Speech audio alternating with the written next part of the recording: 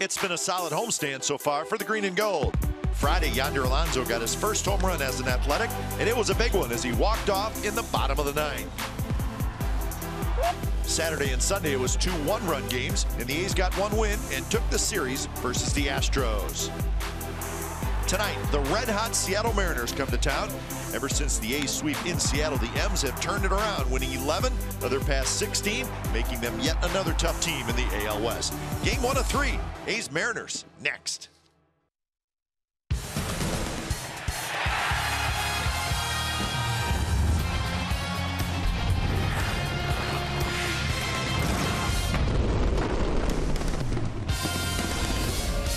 Monday Night Baseball from the Coliseum, and the A's continuing this homestand after taking 2 out of 3 from the Astros over the weekend. They'll send Kendall Graveman to the mound tonight as the A's will try to get a series win over the Mariners. It's the A's and the Mariners, game 1 of 3 coming up on CSN California.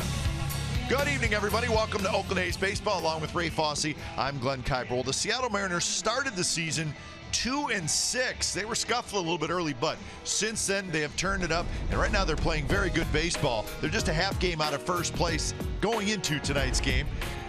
Plus 21 run differential at this point in the season. Plus 21 is pretty darn good. The team ERA for the Mariners has been very good, and Robinson Cano leading the way. So right now, the A's are facing a hot team, Ray. And the one thing about the Mariners, a lot of confidence. We saw them in Seattle, even though they were swept by the Athletics, still showed a lot of confidence, a lot of expectations up in the Northwest. They have a very good ball club, and I think we're going to see it in this 3-game series, and especially Robinson Cano. He's healthy, and look at the number he's already putting up. So pitching matchup is Kendall Graveman and Nathan Carnes, and Ray, Graveman needs a bounce-back performance. Carnes is coming off his best start to win over the Astros. Well, for Kendall Graveman in Detroit, it just kind of fell apart for him. He did win in New York, which was good on the road trip, but the Detroit game, he definitely needs to bounce back. As far as Carnes, the A's beat him up in Seattle, but his last start was tremendous. He's throwing a lot of curveballs. He's got a great fastball. A's saw him at the beginning of the season. They also saw him last year with Tampa Bay. But his curveball, we'll see if he throws as many tonight, because if he does, he's a pretty good curveball. All right, the A's are 13-13. The Mariners are 13-11. We'll have game 1 of this 3-game series coming up right after this. Lineups and first pitch, so stick around.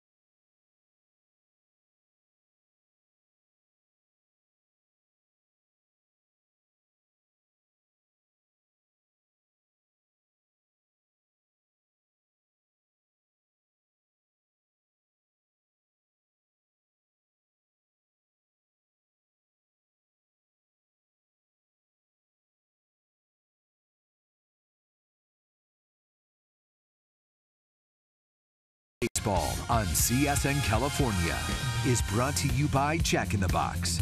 Taste the Baconlicious Sourdough Bacon Ranch Combo, only at Jack in the Box. And by Toyota, the full-line automaker with the longest-lasting vehicles in America. Toyota, let's go places. So the A's take the field as we're moments away from first pitch. Game one of this three-game series. A's and the Mariners. Game time weather presented by the Santa Cruz Beach Boardwalk. The boardwalk is open. Visit beachboardwalk.com for park hours. 62 degrees and cooling off. Just kind of feel it the last half hour or so. Getting a little chilly at the ballpark. And for the first time, the Mariners in Oakland. These two teams played up in Seattle the first week of the season.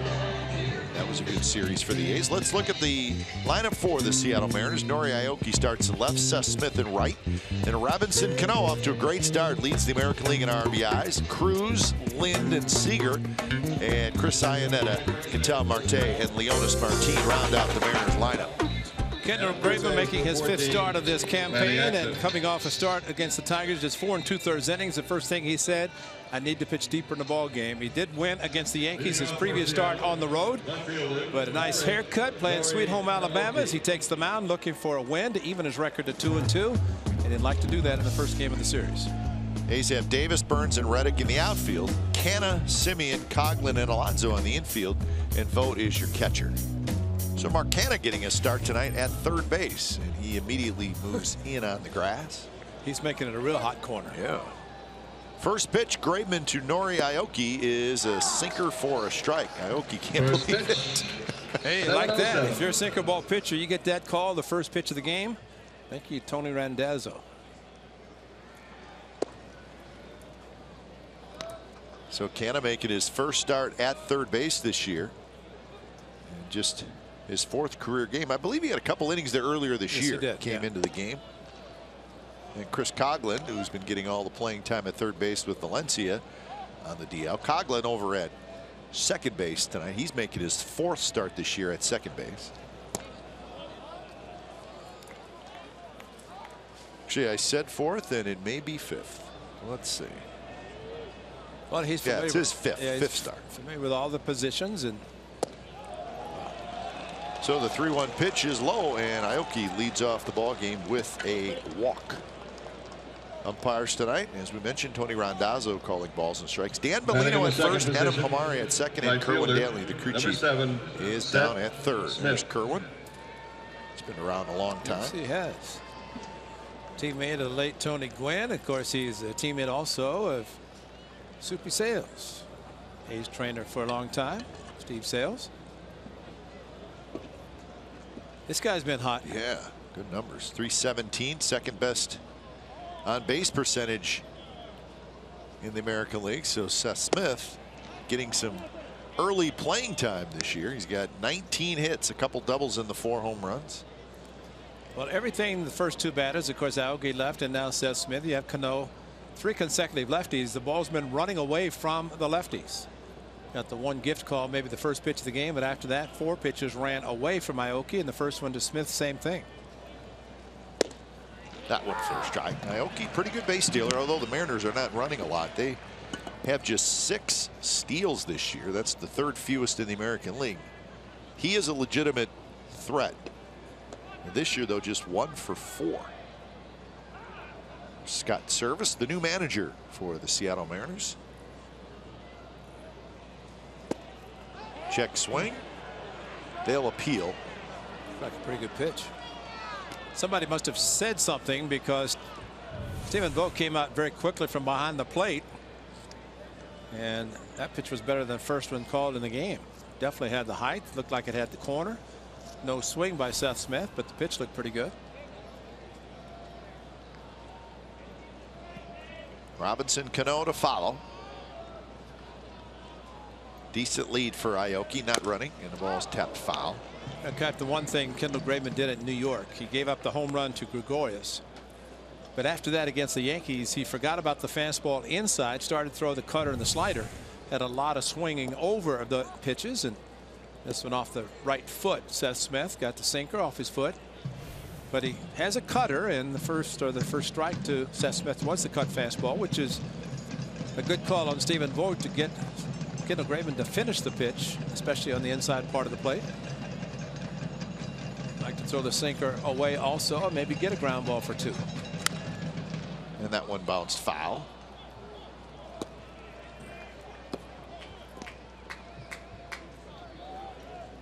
The breakdown for Graveman, first 3 starts very good, but then the start in Detroit was a tough one. Those 10 hits that he allowed, a career high, and he also allowed 3 home runs. 2 of them to the great Miguel Cabrera, and when he went right field of the 2 home runs, also a double and a single. That was quite a night for him. So he just you know what, he didn't have it. He did not. It was that simple, and when he was struggling, he just could not straighten it out. And that's the biggest thing. You have to figure out, if you don't have it, try to get through it and put some innings in. That 5th inning, he had to come out of the game, turn it over to the bullpen, and that was when the A's were short in the bullpen anyway.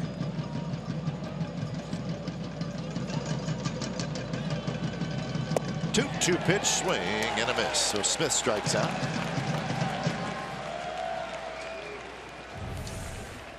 Well, nice comeback, as that pitch supposed to be inside, and Stephen Vogt turned the palm up as the ball was sinking nicely and took something off the pitch. You see the swing by Seth Smith indicating an 88, not the fastball he's looking for. So 1 away. Aoki still at first, and here is the dangerous Robinson Cano. Well, we are seeing now, and probably will see against Robinson Cano, Yankee career great straight up infield outfield. It's hard to play him to hit a certain direction.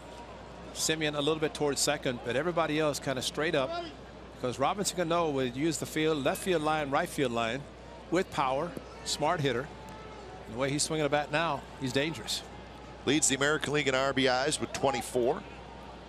Second in the league in home runs with 8. Now the batting average just 237, but he's done a lot of damage. Remember, he started out hitting 4 home runs in the first 3 games of the season for Seattle. One of those 8 was a grand slam in Seattle.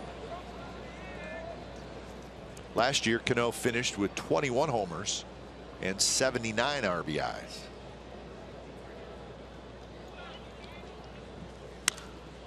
This one's popped up. Middle of the diamond, and it's going to be Canna, and Canna with a basket catch. Looked like Graveman wanted to take it himself.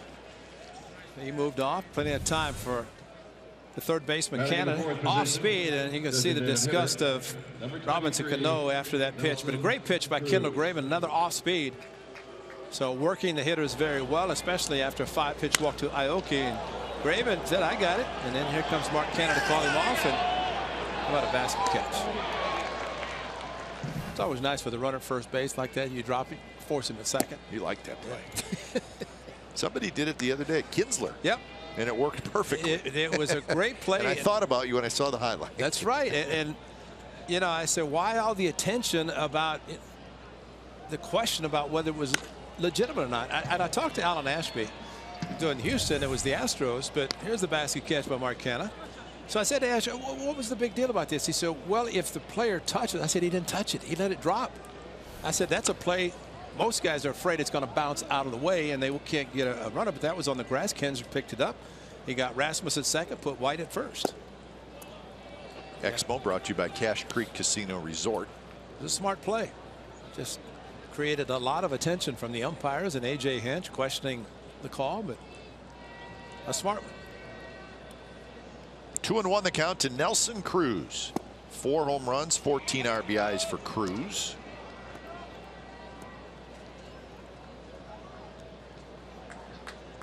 Cruz hitless in his last 10 at bats, hitting .253 overall.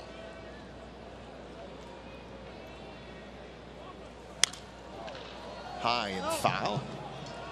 Another hitter with a lot of power, line to line, outfield straight up, and infield shading him to pull the ball on the ground to left side. It's a cut fastball. Kendall Graveman has developed a very good cut fastball to right-handers, but also throw it backdoor to lefties, maybe down and in as well.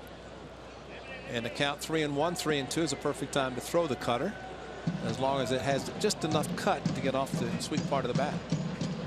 Aoki takes off, and the ball's hit towards center, and that'll be a base hit. Aoki stumbles around second, and he was probably headed to third, but as he approached second base, almost looked like his footwork was off, and he stumbled a little bit and then decided to stay at second base.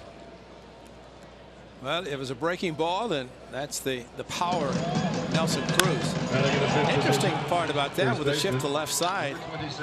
And you're right, he did slip around the bag, but Alonso was holding the runner. Alonso started to move as soon as Aoki took off, and to see a first baseman going over to cover, and he not only stumbled, but he actually fell down, picked himself up. Should have been at third, but you stumble, you have to go back. Here's Adam Lind. Lind hitting in the 5th spot.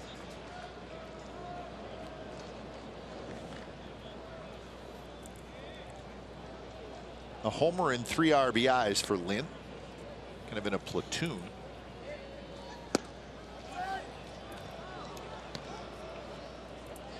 This is the 22nd game for Lind. Graveman trying to keep that magic going.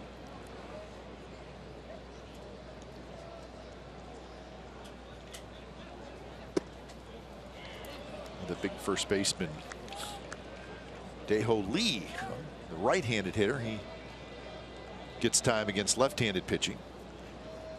And his first major league home run against the Athletics on the weekend. That's why he comes like Dae-Ho. That's right. Simple. Easy nickname. Easy walk-up song. Missed again. 3-1.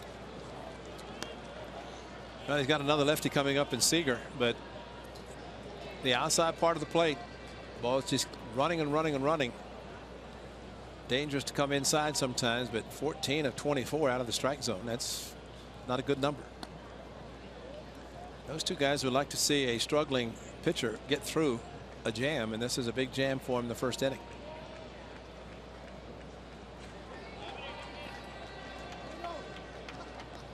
So Lind, aggressive, good power. Graveman takes a little off, drops it in for a strike. So now a count is full. That's the backdoor cutter. And you can see, similar to Rich Hill, we've seen with his curveball to right-handers, they freezes them, and Lind froze it on this one as it caught the outside corner. Pitch that he's worked on a lot, Kendall Graveman. Big swing, hit high and foul. It'll reach the seats.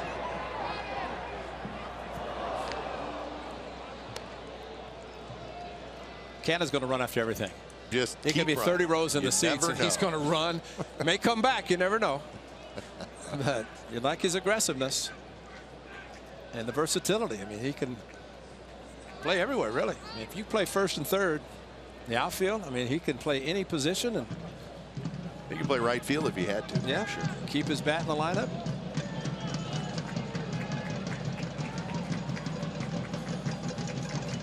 Runners take off, and that one's drilled right field.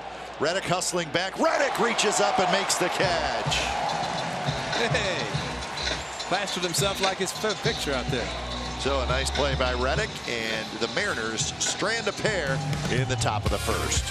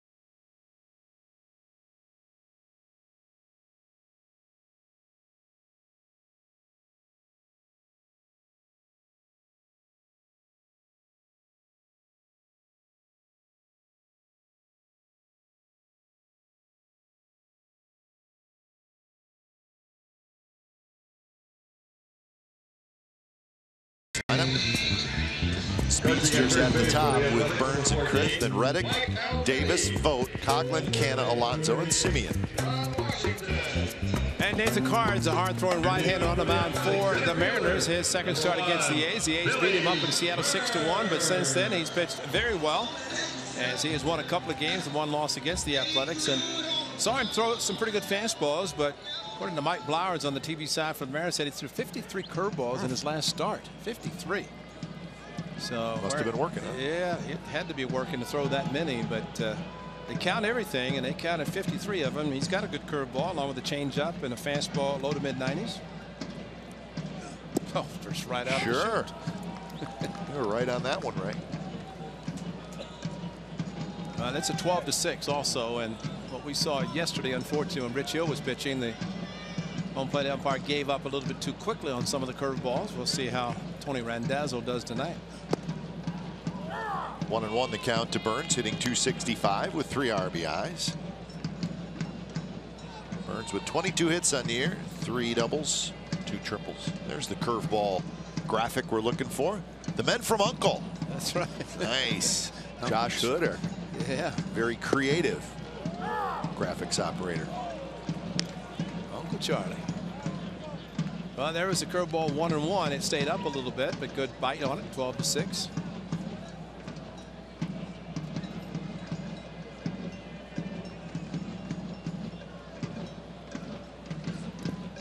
Another breaking ball. Burns lays off this one. Well, that's great for there to throw out the catch by Reddick and then catch up on the wall by Reddick. But that took extra bases away and perhaps 2 runs away from the Mariners on a great play by Gold Glove outfielder, going quickly back and reaching up and making the play. It looked like he was shaded just a little bit toward right center, and that helped him. Lynn gives ground. Could Burns beat it? No. Well, once Adam Lynn had to kind of wait on that big hop, you knew that it was going to be a close play. Well, it was another curveball. So basically 4 out of 5 pitches to Billy Burns, all curveballs. And here's the foot race. Carnes barely getting his foot down before Billy Burns, and that's dangerous for a pitcher because you'd like to see him run down the foul line, but he got there a little bit late and he had the runner coming right up his back. But a great shot, the right foot just barely beating Billy Burns. So 1 out for Coco Crisp.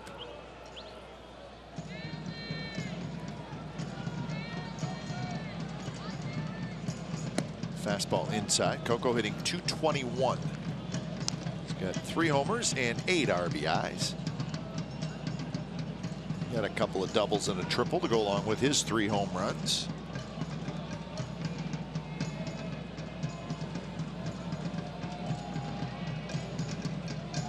Coco playing in his 22nd game of the year. Last year he only played in 44. So it's nice to have him feeling good and been able to play just about every day. This is the 27th game of the year for the A's. A's are 13-13. 5-8 at home.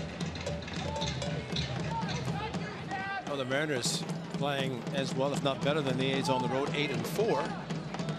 Both the A's and the Mariners under 500 away from their home parks.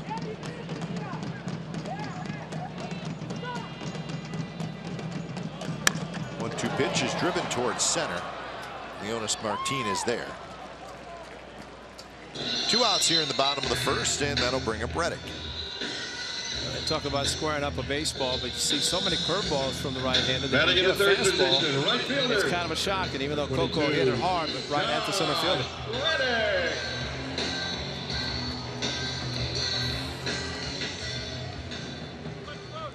Reddick steps in at .261 with 4 home runs and 12 RBIs. Fastball for a strike. Reddick was 2 for 12 in the series over the weekend against the Astros. Well, if this pattern stays, this should be a curveball. He's been going fastball, get it off first pitch strike, and then another fastball. So he's changed a little bit. Chris Iannetta, the veteran catcher, behind the plate, and Cards kind of going with him, and why not? He knows the hitters. Big shift on Seager playing at shortstop. Aoki hustles back, now backpedaling. Step onto the warning track. He's got it. Nathan Carnes has a 3 up, 3 down first inning. No score after 1 from the Coliseum.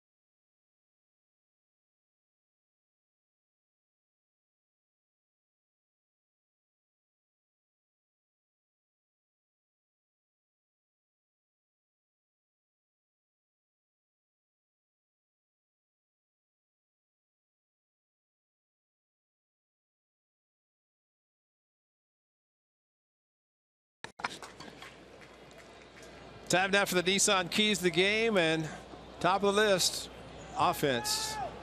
Make it a little bit better. The A's yesterday saw a team get just 2 hits and beat them 2-1, and for Kendall Graveman, a big start for him, as we mentioned, and did well in the first inning, although gave up a bullet caught nicely by Josh Reddick. So getting through that first one, Kendall Graveman settled him down. He threw 27 pitches in the first inning. Start that Carnes made against the A's in Seattle, threw 35 in the first. The A's got to him, but he's a different pitcher. Seager. And that's out number 1. That's a 6-3 from the 4-3 position. Yep, that's right.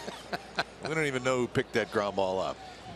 Hey, did Joe Girardi make some friends or what? By saying it's illegal. The shift. Shifts are illegal. Well, there it is. You got the second baseman in right field. You got a shortstop cutting over to the second base spot and fields it. So that was Coughlin. That was Coughlin, second baseman. That's amazing. You never know.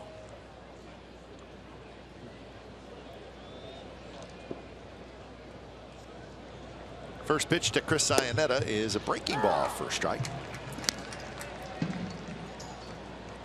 A couple of home runs for Iannetta. One of those against the A's.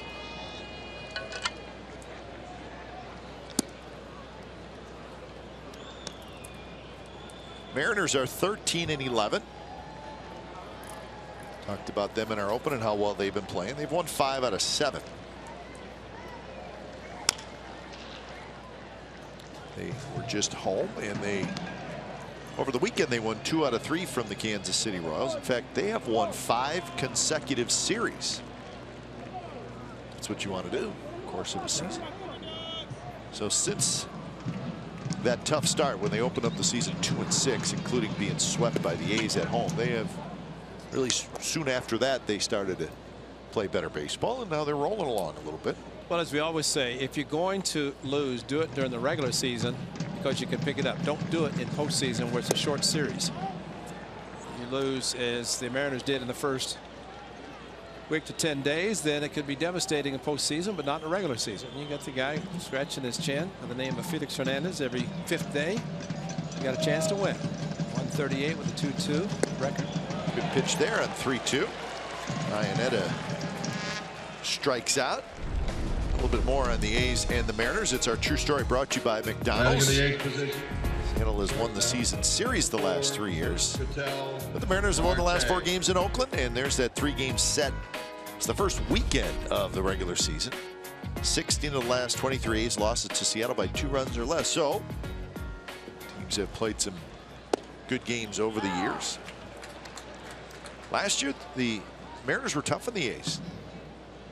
Mariners were 13-6 against the Athletics.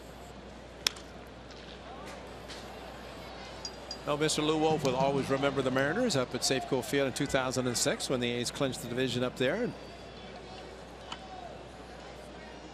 It's probably always going to be special for him and the ownership of the ball club winning there, and for Mark Kotsay, who was playing on the team, and Jason Kendall. It was a good night. We enjoyed it. We had to wait, didn't we? Yeah. Didn't the A's give up a lead late the night before that would have clinched it? And then we had to wait. We were ready to celebrate. A's got it done the next night.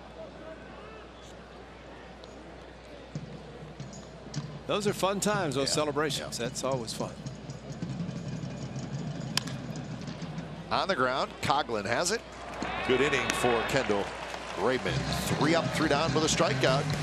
When we come back, it'll be Davis, Vogt, and Coughlin. No score.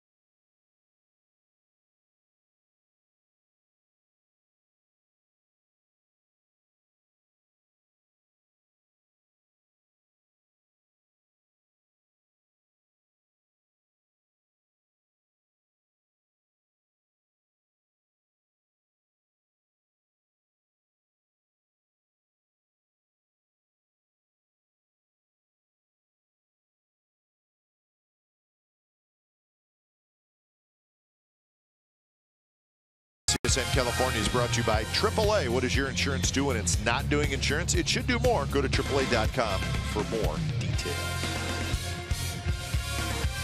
Nice night. A little chilly at the ballpark. Bottom of the second, no score. Chris Davis to lead it off. First pitch outside. Davis had 222, 3 homers, 9 RBIs, but after a slow start, he's been swinging the bat much better. Couple of hits over the weekend, 2 for 12 in that series. Starting to hit the ball hard. Oh, like that, drill to left. Aoki turns around, and that baby's gone. Davis got a hanger, and it's 1-0. You know, there's not a lot of hitters that can hit a curveball that hard, but you are exactly right, partner, because everything he touches is hit hard. 4th home run, and a hanger crushed. He just came right in his wheelhouse, watched the front side, and he just sees his eyes light up. Curveball, great extension. See a slight little hesitation, but he is so strong. And his first one at the Coliseum was this Saturday exhibition game, the final exhibition game, and a hanging curveball with a couple of strikes. So home run number 4 for Chris Davis. A's with 28 home runs now as a team. They're 7th in the league in that category. I just think when they start hitting Bunted. Backhanded by Carnes. Double clutches, throws. Got it. Vogt immediately turned around saying, hold on, and they're going to take a look. And it almost looked like Bellino hesitated a little bit. And yeah, they're going to look at it. Well, Stephen Vogt was adamant because he could hear. Oh yeah, foot's on the bag, ball's not in the glove. This really should take about 12 seconds. And Stephen Vogt, yeah, you got to kid me. Yeah, Stephen Vogt got the foot down before the ball has to be clearly into the pocket, and he immediately clapped his hand saying safe, and as soon as he saw Bellino call the out call, then immediately spun around. Yeah, foot's on the bag there. The ball hasn't even started to enter into the first baseman's mitt. So Mark Kotsay to Adam Roden, and Adam Roden with the call to challenge. Well, yesterday the A's lost one at a crucial time. It was early in the game as the third inning, but as a crucial time of the game, because as it turned out, it was a broken bat base hit and then 3 walks. Of course, the 3-2 to Altuve was down the middle, called the ball. Should have been strike 3. Not much suspense here as he is called safe. So the call is overturned. So give Vogt a base hit. Carnes looked like he just did not have a good grip on it. Kind of had to re-grab the baseball, and that may have been the difference. And also, let's put down that was a bunt. Bunted. He actually got it too close to the pitcher for Carnes to even have to field it, but he tried to bunt it towards the third base line. But Carnes, I think, as you said, he did not have particularly great grip, and you can't mess around with Stephen Vogt's speed either. I mean, he can fly.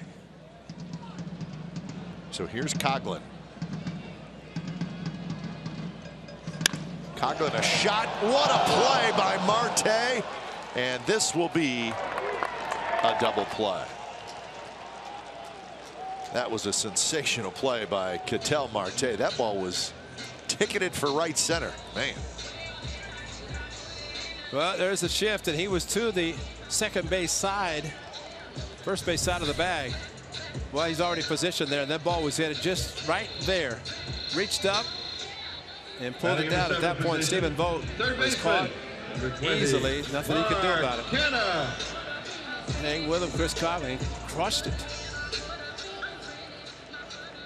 Well, 2 reasons why I like that play, Ray. 1, his arm was completely stretched. And 2, the ball was past him. That's true. And that's, to me, is why it's a terrific play. I mean, he actually was reaching back. So 2 outs, nobody aboard here in the second inning. The A's have scored on the Davis home run. You know, there's certain players that you see playing against, in this case, the A's, and Marte is one of them. Yeah. And it's like a Hall of Famer when he plays against the A's. Last year, hitting, playing shortstop. Mariners have found a shortstop. He can play. Plus, he's got Robinson Cano to his left as his double play partner has to help him out tremendously. Yeah, Cano and Seager are not going anywhere. No. 0-2 to Mark Canha. Fastball, foul back. Canha hitting 152, 3 homers, 6 RBIs. He's 5 for 33. I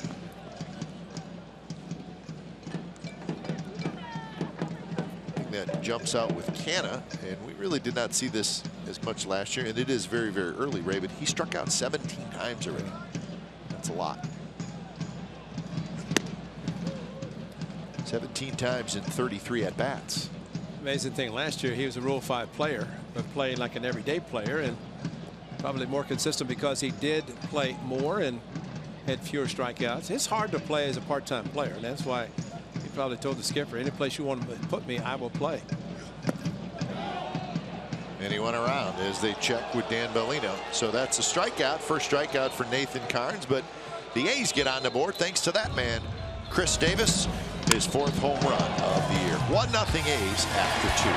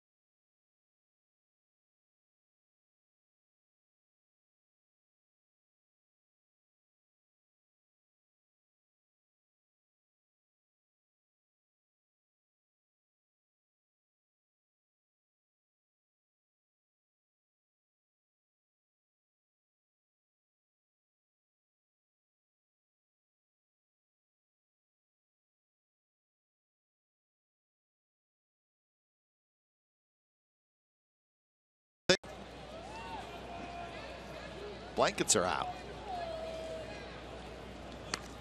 Bunted, and it'll roll foul. Leonis Martin. We've seen him do that before. He's a very good bunter. Martin, Aoki, and Smith. 3 left-handed hitters against Kendall Graben here in the top of the 3rd.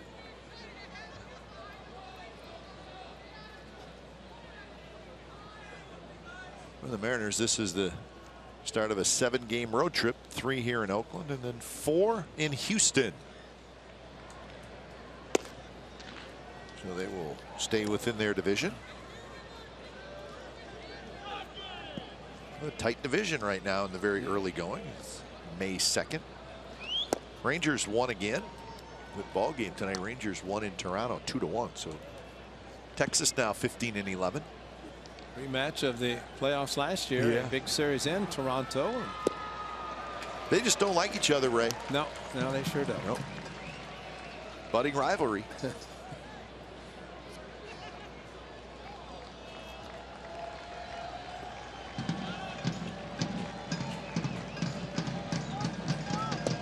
Pitch at the knee. Strike 3 call. 3 strikeouts for Graven.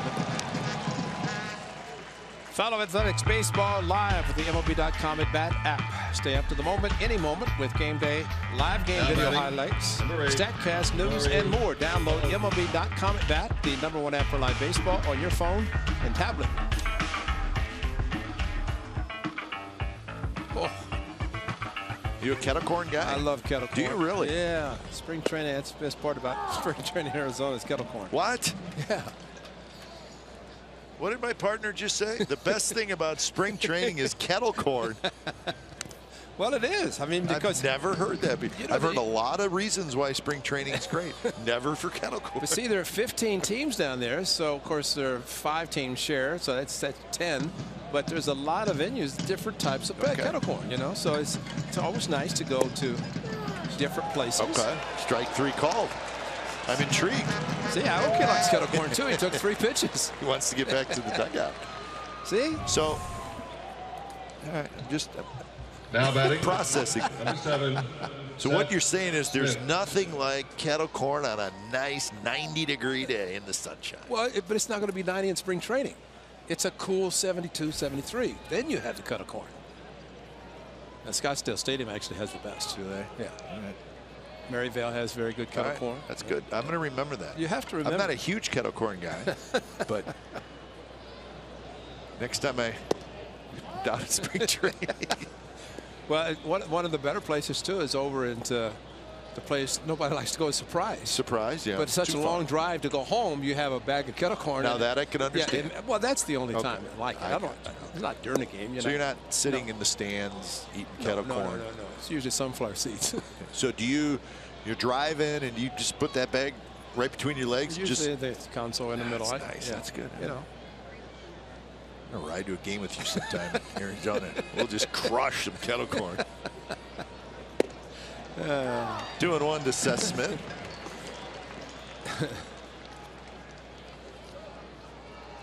Smith struck out looking, so Graben was in a jam in the first inning.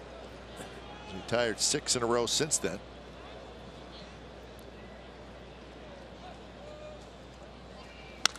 There's a shot foul. Heads up. See, that's kind of an automatic strike there. A slow curveball. Seth Smith, the lefty, the ball coming into him, and kind of hard to keep the ball fair. Hit it hard.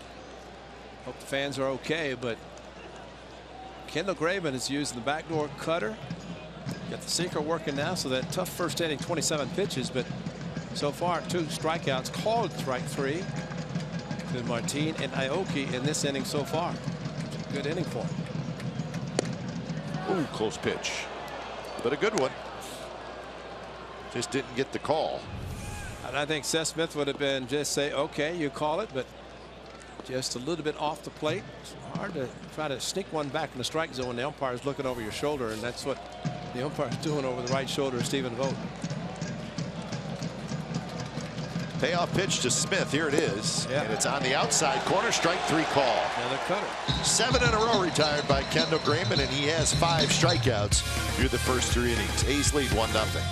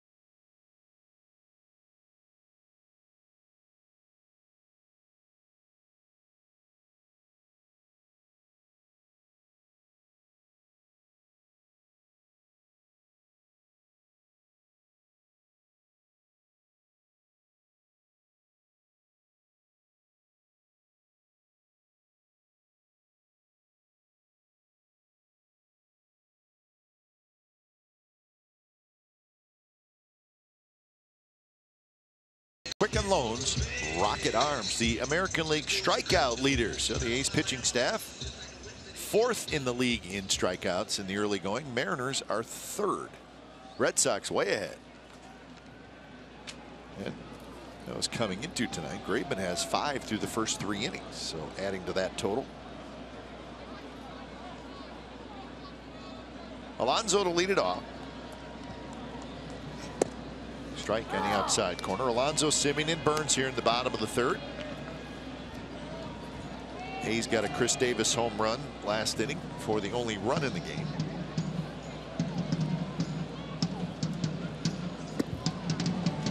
Good change up there by Carnes. Carnes was originally with the Washington Nationals. Actually got to the big leagues with the Nationals in 2013, but then traded to the Rays. And then from the Rays to the Mariners, sharp breaking curveball there, and he gets his 2nd strikeout. Well, that's the kind of curve he wants to throw that's out of the strike zone, especially 0-2. He threw it hard enough. Batting in the 9th One thing about throwing a position, curve with 2 shortstop, strikes, if you number bounce it like he 10, did that one, keep it out of the strike zone. You don't want to throw it Simeon. slowly enough that a hitter can make an adjustment. Carnes, since we saw him, he has developed an outstanding curveball. So jumps ahead with a fastball there. Simeon swings through it. Carnes 7 wins last year, made 26 starts for the Rays. Had a pretty decent ERA of 3.67. That was a big trade. Brad Miller, Logan Morrison, Farquhar all went from Seattle to the Rays.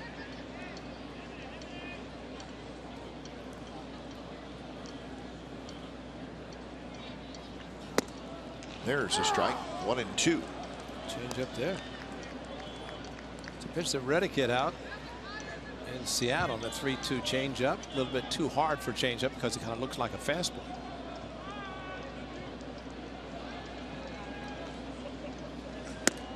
Fastball just missed. That one was 94 miles an hour. Just off the plate, and that didn't bring it back. He just kind of held it, thinking that maybe it had the corner. So a full count to Simeon. 207 with 6 home runs, 11 RBIs.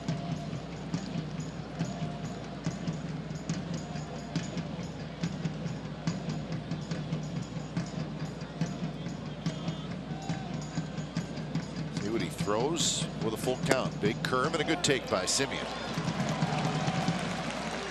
Saw that curve. So this is Carnes' first 4 starts. And look what the opposition has hit against the curveball. He said it's just gotten better and better. Number 1, Billy. That last start against Houston, he was terrific. 158 curveballs. So you figure that out, around 40 a game. That's a lot. Well, and he's already thrown a lot in just 2 1/3 innings here.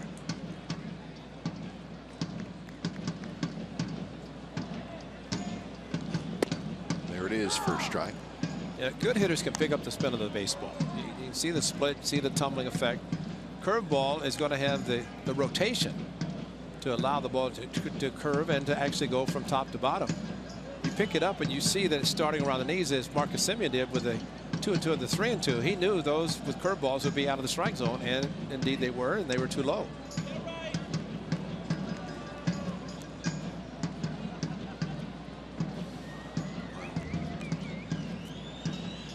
So 12 curveballs so far tonight of the 32 pitches he has thrown.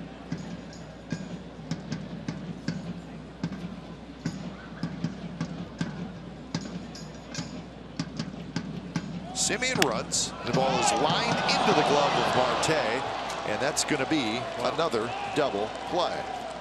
Marte tagged the runner Simeon, so that's a nice play. So the young shortstop has been impressive in the early going.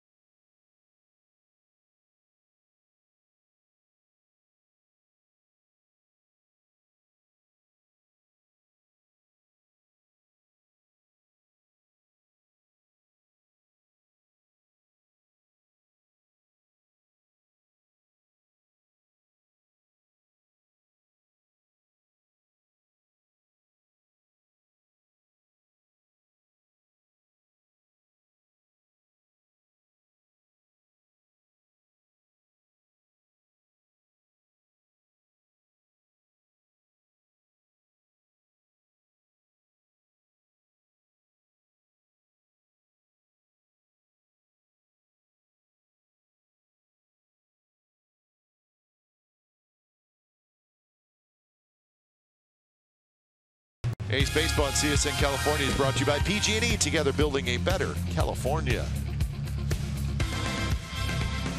It's a beautiful sunset in the port of Oakland. 1-0 A's lead the Mariners. It is the 4th inning, and it's the heart of the order. Cano, Cruz, and Lynn. If anybody were to get on, Seager. And that one is driven to center. Burns on his horse. He's not going to get it. One hops the wall, and Cano has a double.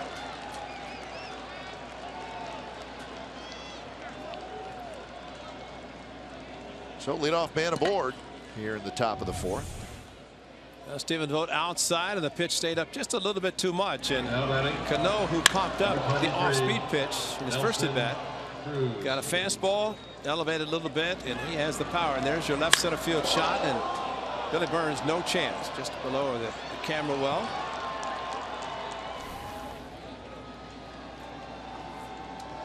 So Cano is aboard. That's his 4th double of the year, and now Nelson Cruz will hit. Big shift on for Cruz, and he hits one toward right center. Burns on the move, Reddick on the move. Nobody's going to get it.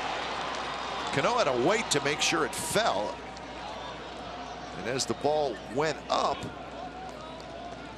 you sort of thought somebody was going to get it, but it just kept working its way away from Burns, and Reddick could not get there. So it's a base hit for Cruz. But it did not slice away enough to get back to Reddick. And Cano knows that both Billy Burns has the speed. Josh Reddick has the ability to go get the ball, and ideally, I guess, nobody out. He's thinking maybe I can tag up if the ball is caught. But by going back to the bag, he was not able to score. Although nobody out, the A's will concede a run if they can get a ground ball to get to. And it's Adam Lynn who lined out to right center. Reddick made a very nice play on. That ended the 1st inning. A couple of runners were on. First pitch missed somewhere. Seager to follow. So good opportunity here for the Mariners. Mariners come in 7th in the league in runs scored so far. There's a shot base hit left center field. Beat the shift. So Cano trots in to score, and we're tied at 1. A couple of hard hit balls in this inning. That's a matter of 4 pitches, and ball hit very hard, especially 2 by Cano, or the Cano, and this one by Lynn. Again, a pitch that was up, and he saw the shift and went against the shift, beat it with a ground ball or line drive. Fortunately, Billy Burns could get to it. Lynn gets his 4th RBI, and now Seager will hit. This is where Ray, as a young pitcher, Graveman or anybody else, you just can't let this thing snowball. That's right. That one's hit well. Davis back. Davis makes the catch. Cruz tried to get back to tag, but he just could not do it in time. But that was a well struck ball. Well, the Mariners are being very aggressive in this inning, and to be honest, these pitches are away and they're up, and the hitters are going opposite field. They're expecting them to pull the ball. They're not going to pull those pitches, and they're going to go the X to the opposite field, and Cruz kind of halfway. Nobody out. He could have been tagging and maybe gotten to third base because Davis would have brought the ball back into second. So the A's get it out, and here's Iannetta. First pitch is low. Iannetta struck out in the 2nd inning. So the Mariners have tied it here in the 4th. And now looking for a ground ball, the A's are, and trying to get 2. Just missed.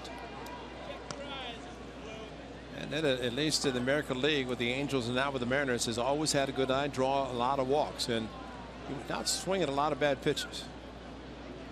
That's impressive. 64% plus of ground balls. We're off the end of the bat a little bit. Burns backs up. He's got it. Cruz is going to try for 3rd. Here comes the throw, and did they get him? Yes, they did. Canna moved up, made the catch in the air, and put the tag on Cruz, and that ends the top of the 4th. They may want to check it. Like Canna did the right thing, Ray. He wanted to make sure he caught it in the air. And I'm glad he did, because Burns threw over the cutoff man, and both runners were going to be able to advance, except he came up and got it. And they tagged him on the right leg. What a great play by Mark Canna. First start at third. Not a bad play.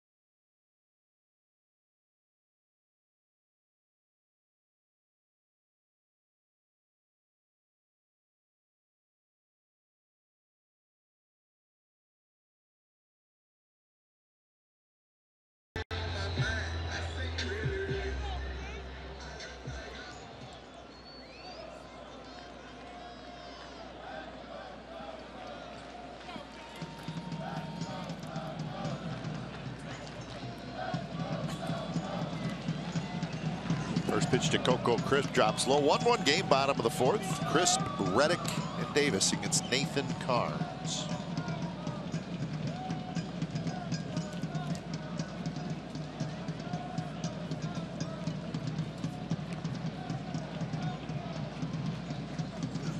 There's something I've often wondered about here at the Coliseum, Ray. Those people who drum and bang the drums for the full 9 innings, do their arms ever get tired? I hope so, because our ears do. But I mean, that's got to be good exercise. That guy must have like big, strong forearms from just beating the drums for 9 full innings. Well, drumsticks are not very heavy. They're That's light. true. You know, they're just flick of the wrist, maybe. Yeah. Fingers. More cowbell.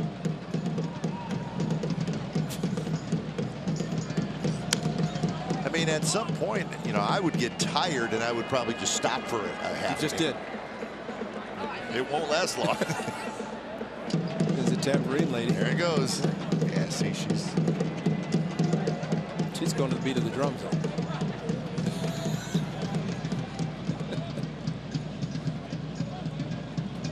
2-2 to Coco. There's that breaking ball, and Coco lays off. So 3-2. Crisp hit a fly ball to center field. Oh, he's doing the brave chop, head chop, plus it's talented.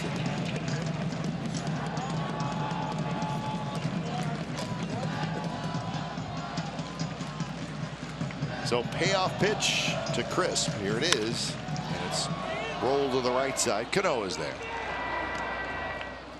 So that's out number 1. Pretty good play to end the inning. And Ray, I'm telling you, Canna coming up and catching it in the air was the key to the play, I think. Absolutely, because he's at the bag, but as the throw is coming, he sees the runner coming. Throw's not going to make it in time, a little bit offline. Actually, if he had not come up to get the ball, it would have bounced and Cruz would have been safe. And actually have been runners at second and third. But instead, overthrowing everybody, he came up, tagged, checked the right leg right there. He got him in the back part of the leg. And that's what the umpire, for some reason, took his time and went around to look. What is he looking? He should have seen the tag right there.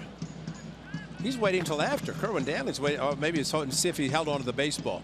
That's what he's doing, because he sees that he tags him. But then Kerwin's going to make sure that he's holding on to the baseball. Once he did, then it's out. And a good call. Good call, and probably not a very good base running play by Nelson Cruz. No. Well, he should have tagged on the one. Should have tagged before Davis when he was going back, and then nobody out at that point. Tag and go to third, or be like Cano, who was tagging. He made it to third on the ball hit by Cruz. But one of those things there, it's fortunate because when you overthrow the cutoff man that badly, you hope to get the out, because otherwise it's second and third. And you're right, the smart play by Mark Canha at a new position for him, yet made an outstanding play. Nasty pitch there, and Reddick misses it. 3 strikeouts for Nathan Carnes. And that was the changeup, and a good one, as he's throwing the curveball coming into the left-handers, and this changeup floated away. Left fielder, number 2, Chris. But he hasn't Davis. thrown that pitch a lot, but picked a good time there. Well, it's really the same pitch that Reddick hit the home run in Seattle. It's 3-2, and first base was open. He just made too good of a pitch to Reddick. Not that kind of pitch. If he had done that, probably would have gotten an out, but instead Reddick hit the 2-run shot. Fastball is high. Carnes is 28 years old, so he's not necessarily a young pitcher anymore.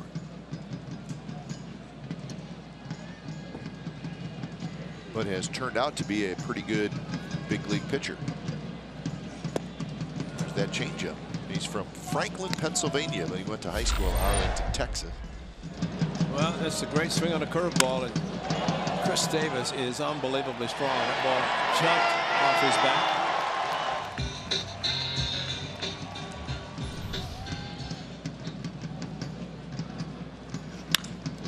That's a shot behind the bag at second. Cano flips to first, and Nathan Carnes is feeling lucky that that did not hit him. That was a smash. So 3 up, 3 down inning, and we're through 4, 1-1 game.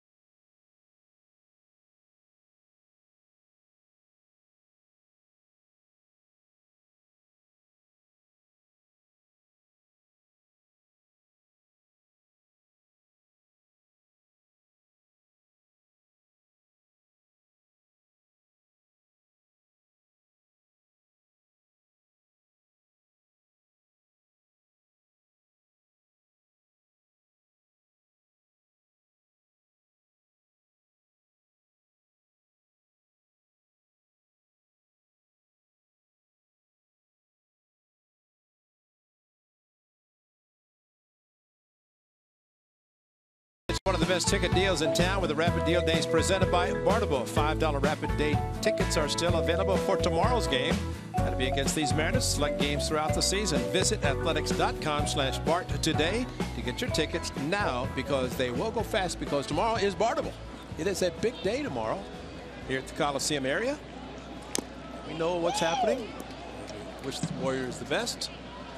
Hope the fans for the A's can get out here and support their ball club and just have a great evening. They're supporting the A's tonight. Yes, indeed.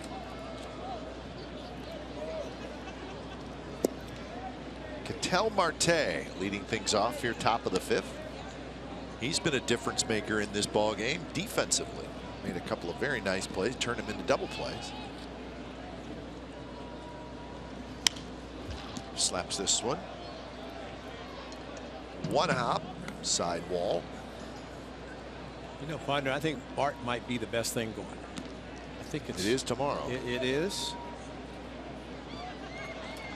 The Warriors game starts at 7:30.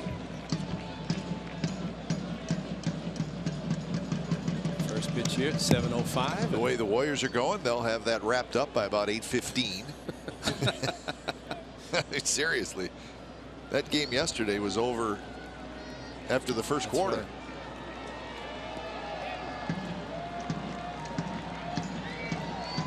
Two and two to Marte.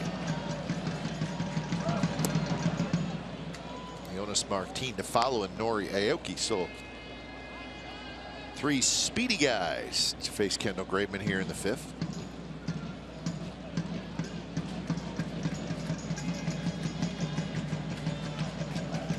Swing and a miss, a breaking ball, and strikeout number 6 for Graveman. Well, last inning, he threw only 8 pitches to have 3 consecutive hits, then 3 outs thanks to the double play, and that breaking ball a good one on 3-2. Now, a lot of this, I think, and you have to credit the A's catcher, Stephen Vogt, not afraid to put down the breaking pitch on 3-2. And not only that, he has a group of pitchers that can throw quality strikes with the off-speed breaking curveball sliders on 3-2. Rich Hill's been the master, seeing all the pitchers use the off-speed pitch and the fastball count.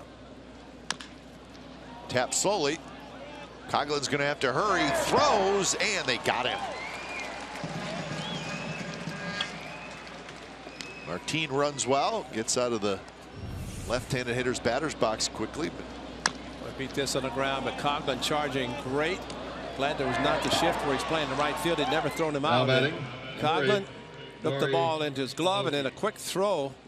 And Alonso so good at first base, even on the short quick throw, and it's hard, and you have to make an adjustment trying to stretch. Alonso does it perfectly, and a good feed by Chris Coughlin.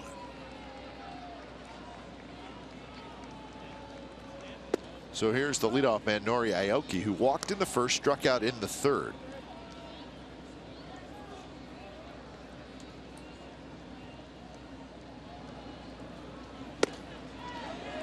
And Aoki tries to hold up. And you saw Tony Randazzo point at Aoki, meaning you went around. And he did. And once the umpire makes the call, there's no appeal to a corner umpire. Aoki now 34 years old. It's his 5th year in the big leagues here after 7 years in the big leagues in Japan. He lines one to center field, and that's a base hit. That's Nori Aoki right there. It's not always the prettiest swing, but he's tough at bat.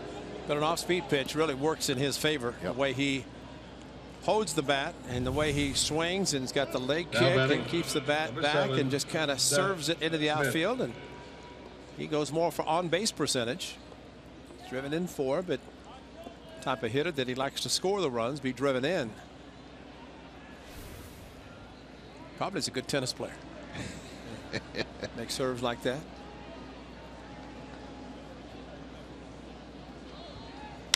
Seth Smith hits one high and foul left field line. You would think this may be an opportunity for Aoki to run. And he does steal some bags. Last year, in his 93 games with the Giants, he had 14 steals. You know, at one time you could say that with a runner at first, you created a hole between first and second. Now with shifts, you don't have that. You can have the second baseman in right field, so he really takes up the hole that normally is created with the runner at first being held. But see where the Coughlin is playing in right field. I mean, that's the hole that's normally there. Shot up a flare. Of course, a left-handed hitter cannot see that flare. Always tough on right-handed hitters if they think the runner's going to be going, especially with 2 outs. Swing and a miss. 1-2. Good off-speed cutter, and Seth Smith kind of a half swing and started. Didn't want to complete it, but he did.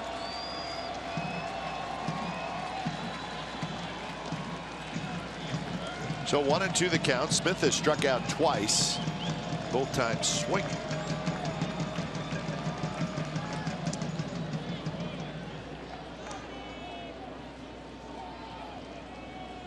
Aoki has just 1 steal this year.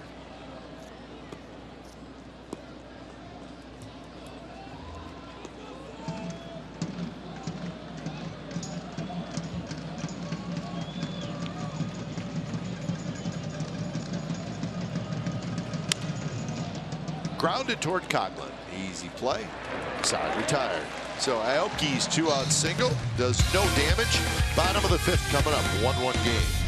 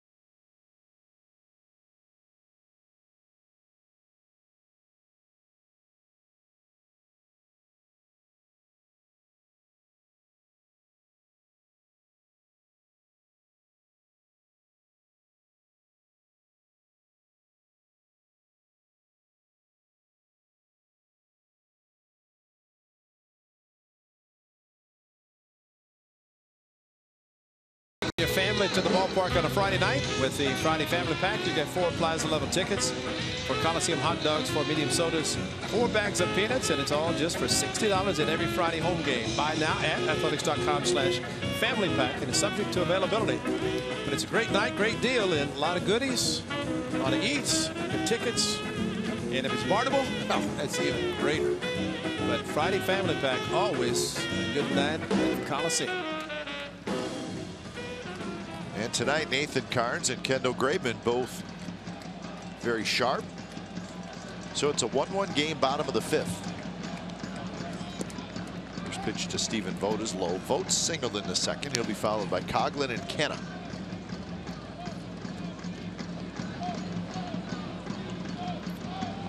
He could bunt again, start this inning. Takes a fastball for a strike.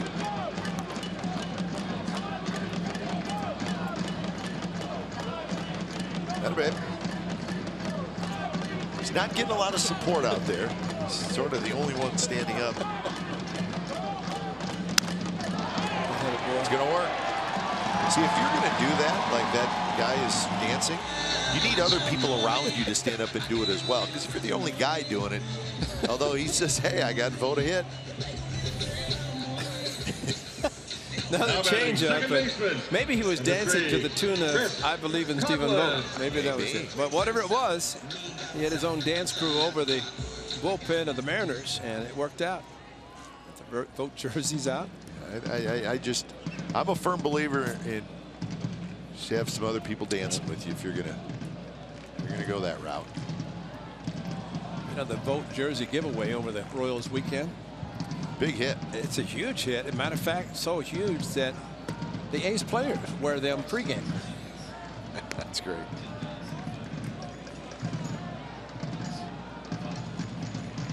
Matter of fact, Mark Kotze, the A's bench coach, wears one autographed by all the players. And I said, what is that? He said, good luck charm. Well, worked over the weekend, except for yesterday. Coughlin lifts one in the air to center, but room for Martin, who backs up. Martin gets it back in, 1 out.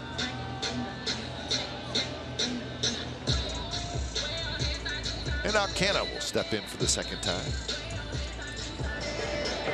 Another big road trip coming up for the A's. They will head to Baltimore, Boston, and Florida, St. Petersburg. That group right there will settle in front of the TV, and they'll watch us for a week and a half. Make all their plans to come back against the Yankees, a 4-game weekend series. 19, 20, 21, 22. Both the Orioles and the Red Sox off to pretty good starts in the AL East. Although I did read today where Orioles shortstop J.J. Hardy's going to be out for a while. He fouled the ball off his foot, fractured his foot. So he's going to be out for approximately 6 weeks. So he will not be in the lineup when the A's go to Baltimore this weekend. A couple of night games and then a day game, and then on to Fenway. We'll have an off day in Florida on Thursday, May 12th, and then 3 against the Rays. So yeah, no J.J. Hardy. But he's a big bat and a great show. I mean, they don't make errors, especially Hardy at shortstop. But I'm going to correct myself. I said the Yankees, but the A's are playing against the Rangers. And then the Yankees, right? 16, 17, 18, and then the Yankees. So a 7-game homestand. That's right. We come home on a Sunday. Yeah, I was actually surprised because the A's are actually playing the Rangers for the first time. They're only in our division. That's the 16th of May that they will finally see the Rangers. Well, and speaking of that homestand that you're talking about, where it's the Rangers and the Yankees. I know it's your birthday. It is my birthday, and I think we should have fireworks here. and theme, Grease, music, theme? Yes. Yeah, okay. It's got groove, it's got meaning. But it also sounds like that could be the homestand where we see Henderson Alvarez. And maybe Yu Darvish. And maybe Yu Darvish could call, yeah. And it might be head-to-head because both of them are due to come back around the same time. So we'll see if that is what happens. But Henderson Alvarez threw 4 innings, 48 pitches on Saturday. So next up will be 75 pitches for him. And the A's say we got to get him to 90 pitches before he gets back to the big league. So you could say maybe 2 more starts. Well, that gets you right to that homestand. Exactly. And it's to the point that with the clock, I mean, when he starts his rehab, it starts 30 games. 30 days, 30 games, whatever. But so it's kind of that time frame anyway. Just depends how it does work out from the A's standpoint. And we want to keep you updated on Henderson Alvarez simply because, I mean, that's a significant addition. It's a young man who's a pretty darn good pitcher.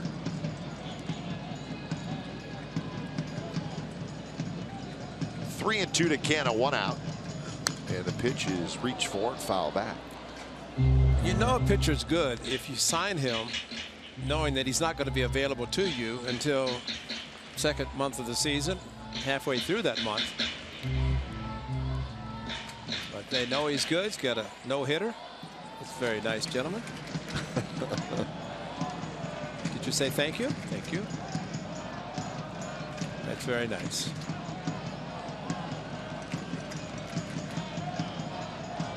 Look at the little guy in the middle. Should I touch it? Should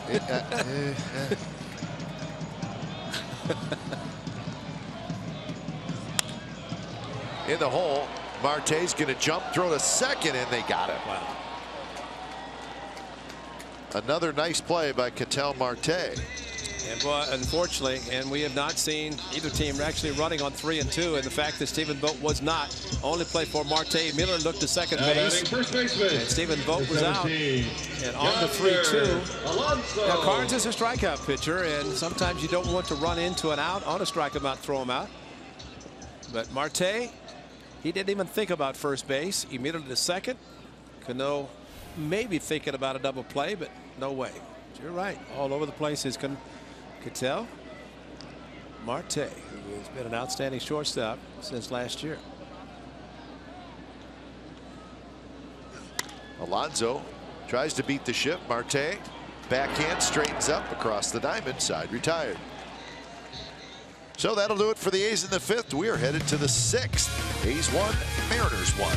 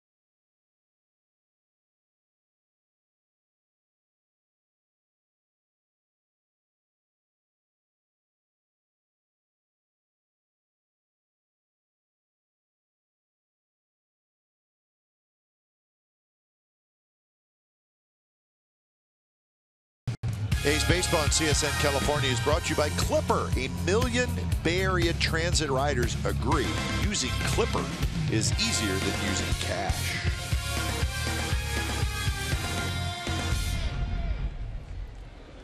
One game as it is the top of the 6th inning. It's a tough part of the order again with Cano, Cruz, and Lind.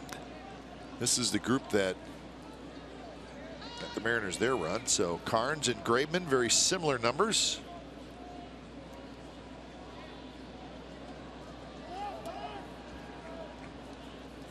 Was he doing the chop like the fans in right field, or is he just trying to?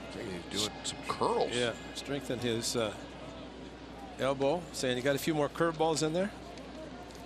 He's got a good one. He's got a great one. He's been good tonight. Cano wraps one into right center for a hit. So Robinson Cano has 2 hits, a single and a double, and he's aboard here to lead off the 6th inning.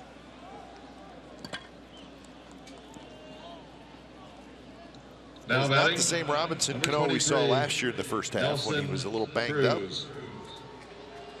And he did not have good numbers. Good second half numbers. Give him a lot of credit for playing through injuries and playing hurt, and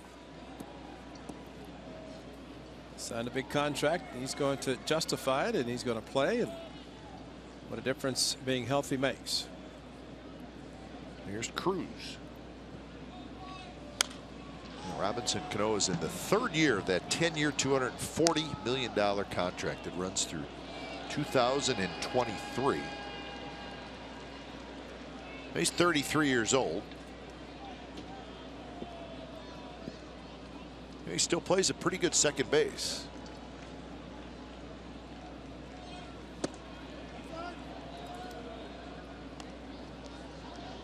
Cano and Seager have the very long-term contracts along with Felix Hernandez. Seager's runs through 2021.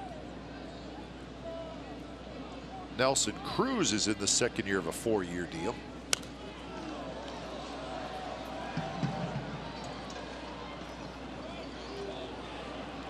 Story I mentioned last year, the Mariners had a chance to sign him before the 2014 season when he played the 1 year in Baltimore. So they could have had his powerful bat, and he had a ton of home runs, he and Chris Davis in Baltimore. Davis is still doing it there. The A's will see them next weekend at Oriole Park. And how about that? And he beats the shift. Cano is going to stop at second, and now that ball is overrun just a little bit by Reddick, but no damage done. And Nelson Cruz looked like he was very much trying to do that. Would you agree? I agree 100%, especially the location of the pitch. He's not going to pull that. And he's just going to drag his bat through it and just say, thank you. You're going to give me the whole right side of the infield. I have 2 strikes. I have a runner at first base and a tie game. So Nelson Cruz is 3 for 3, 3 singles. So Kurt Young trots out. Adam Lind is the hitter. Lind's hit 2 line shots in this game. Rich Hill, Sonny Gray looking on. Sonny gets the ball tomorrow against Hisashi Iwakuma. Sonny will be looking for his 4th win of the year.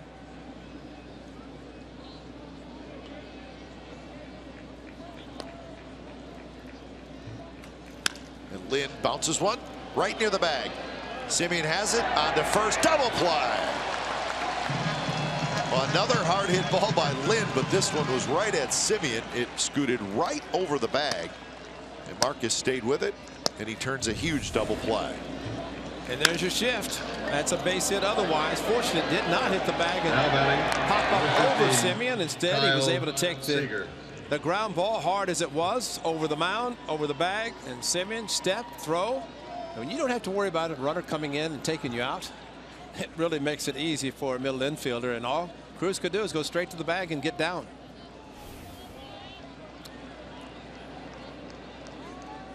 Again, this part of the inning, or this part of the lineup. And there's a shot for the corner. Fair ball. Cano scores. Seager hustling for second. Seager with a sliding 2-out RBI double. And a hanging curveball first pitch. So a big hit for the Mariners, and they take the lead 2-1 here in the 6th.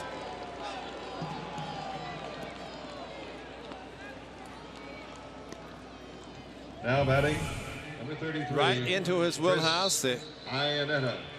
pitch just did not do anything except stay right in his hitting zone.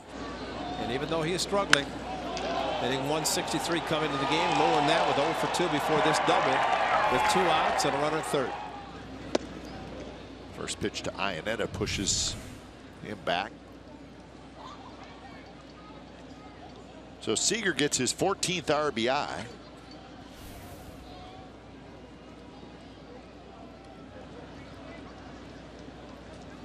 Iannetta shoots one down the right field line, but well back in the seats.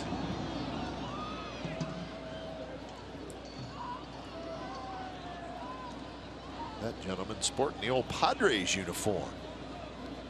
It's a good one to wear, the late great Tony Gwynn. That's right. Dave Winfield, Hall of Fame. A little flare, and that's going to do damage. Seager's going to come around to score. Iannetta with a 2-out single, and it's 3-1 Seattle. He served it out to right center, and serve he did. One-handed towards the end of the bat, and just served it out in an area where nobody was going to get to it. Now batting. So a great double play. Hopes that the A's could get out of it without allowing the run to score, and then back-to-back 2-out hits. No reason to back up for Kendall Graveman because throw was not going to come to the plate. So 4 hits in the inning. And the lefty Mark Zepchinski starts to throw. Here's Ketel Marte. So Graveman now has thrown 90 pitches in the ball game.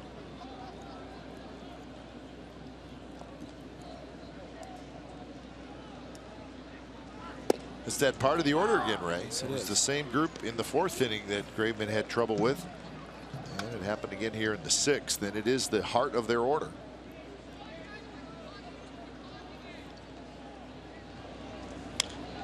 Slapped foul. Started by Cano. Double in the 4th and scored. Single in the 6th and scored.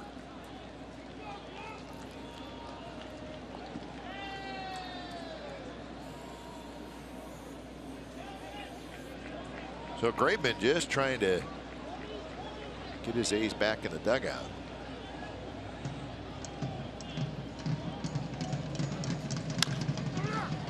Alonso right near the bag, steps on the bag, side retired. 2 runs on 4 hits for the Mariners. Bottom of the 6th coming up. It's now 3-1 Seattle.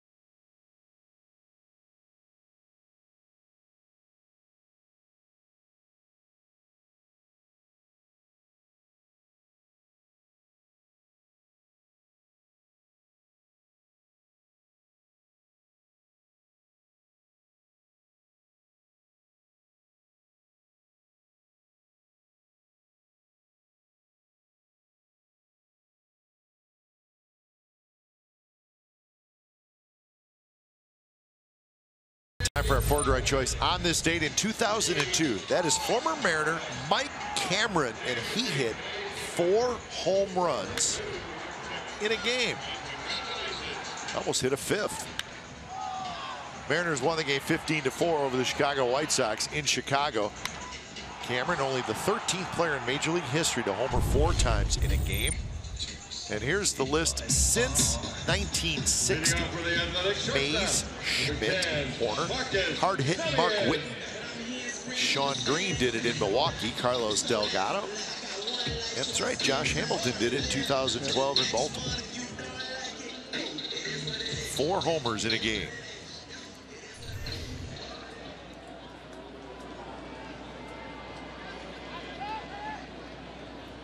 We've seen 3, right? That's right. Rubio Durazo hit 3 in a game, did he? Right. In Baltimore. In Baltimore. Yeah. And his first hit as a member of the Athletics is a home run to left field right here. So it was Rubio Durazo. 1-0 to Marcus Semien. Good curveball there by Carnes. So Carnes now has a lead. His pitch count is good, 61 in the bottom of the 6th.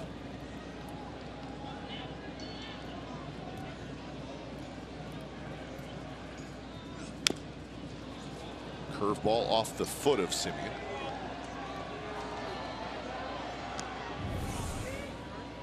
And he's been taking the curves. This one, though, he took it on his foot. That's a fairly direct shot. Yeah. A little black and blue in the morning.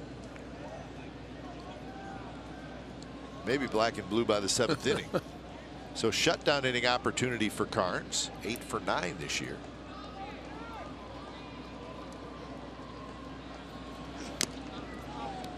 Foul tip, went with a fastball there. And Semien's first at bat in the 3rd inning, he got the count full 3-2, and then he laid off a curveball and got the walk.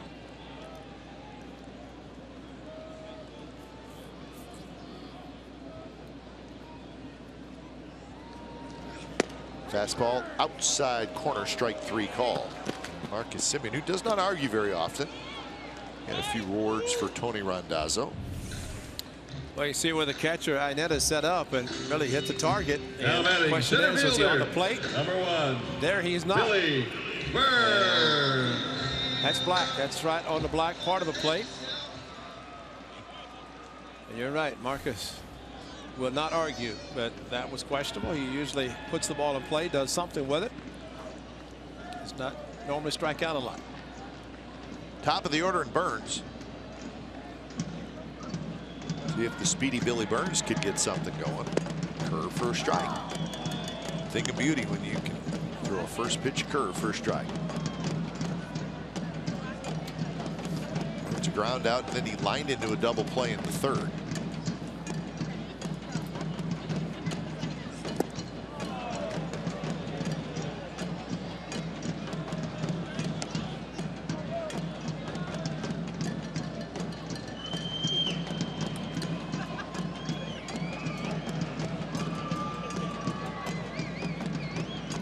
Chris to follow.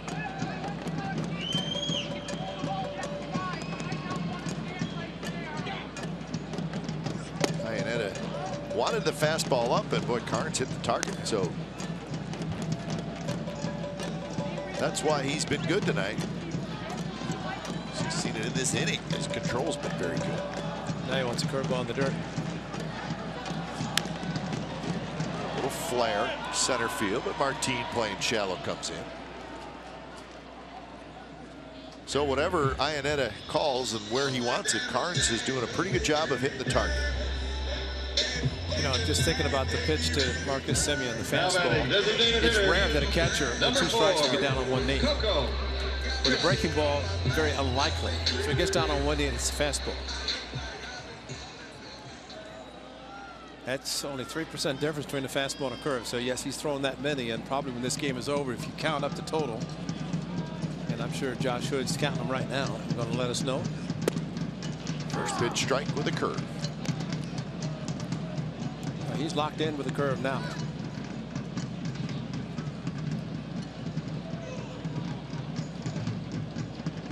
Chris tonight has hit a fly ball to center field, and he is grounded to second.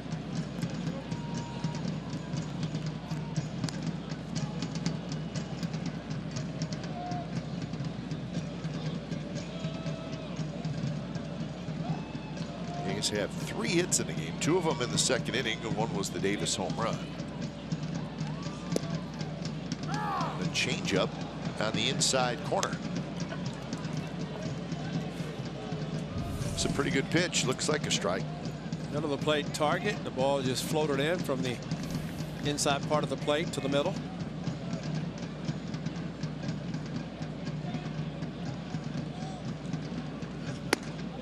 Coco got a high fastball, lays off. So fastball up. See if he drops that curve in there now.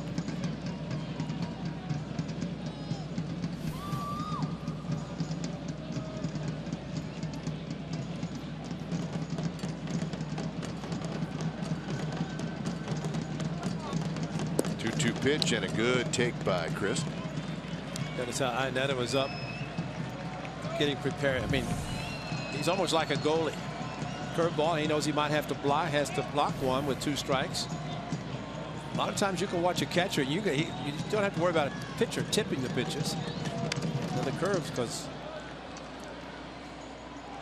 the catcher, a lot of times, if he sets himself because of a split, curveball, something that he thinks might bounce, change up in the case of Carnes, who throws a good one.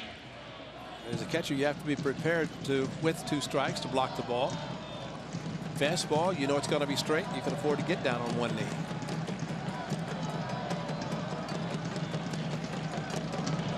Three-two changeup and strike 3 call. 5 strikeouts for Nathan Carnes, so he's been tough tonight. 3-1 Mariners lead after 6.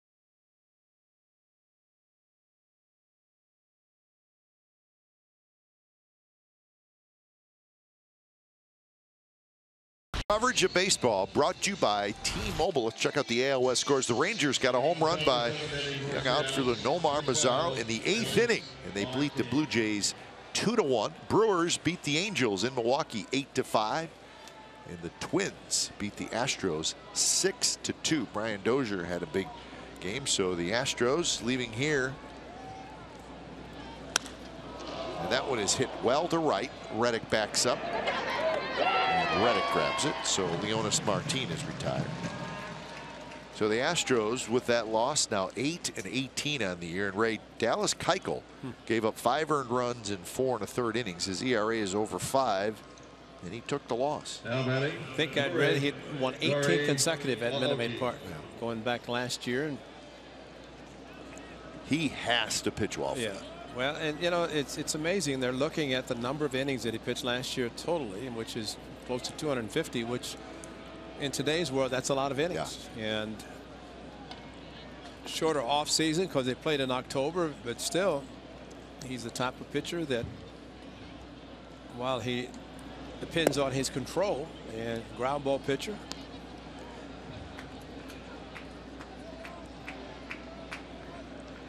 Kendall Graveman's doing exactly what Bob Melvin had hoped. He is trailing 3-1. That's not the good part. The good part is pitching the 7th inning. And Bob Melvin has said that it's important that the starters go deeper because you can't depend, or at least keep running the bullpen out there all the time. Aoki slaps one down the left field line fair.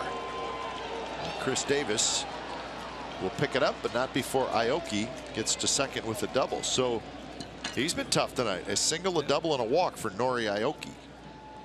Well, Sapchinski, and he is up probably for this hitter, Seth Smith, and then Cano, and then you have a bunch of righties. You have Cruz in between. So Sapchinski started pitching in this inning as soon as Kendall Graveman came out, so they're going to go to him. So when it's time for change, think Speedy Oil Change and Auto Service, your oil change, tune-up, and brake experts.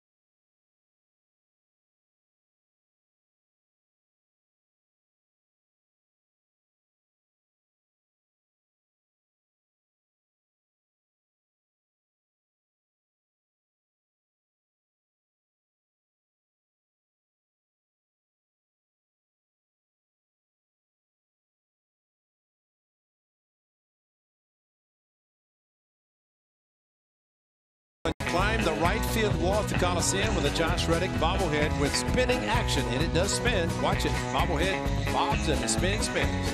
Presented by Comerica Bank on Saturday, May 28th. 15,000 fans walk away with a replica of one of the Gold Glover's signature catches. Get your tickets today at athletics.com/tickets or by calling 877-493-BALL. That's the wire fence at Scottsdale Stadium. Yeah, that's spring training, where the best thing about spring training is kettle corn. That's right, at Scottsdale, according to Ray Fosse. Except whenever Josh Reddick robs the same hitter twice. In right field, climbing the chain link fence, Scottsdale Stadium. 6 1/3 for Kendall Graveman. 10 hits. 4 of them came in that 6th inning. So here's Sapchinski to face the left-handed hitting Seth Smith. He's been outstanding, and especially in these situations. He's got a couple of lefties, and then the righty Cruz, Lind, and Seager.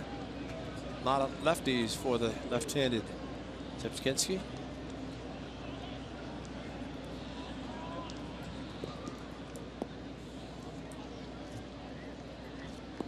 Inherited runner stranded 9 for 9 this year by Mark Sapchinski. He's got one here. Ryan Dull is getting ready.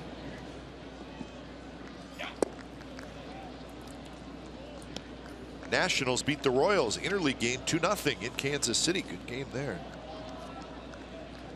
Dusty Baker has the Nationals playing well. They're playing great. 18-7 with that win. They've won 4 in a row. Royals have been shut out in 3 of their last 4 games. How about that?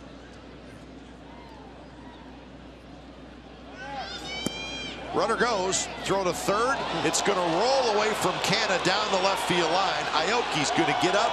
He will score easily, and it's 4-1.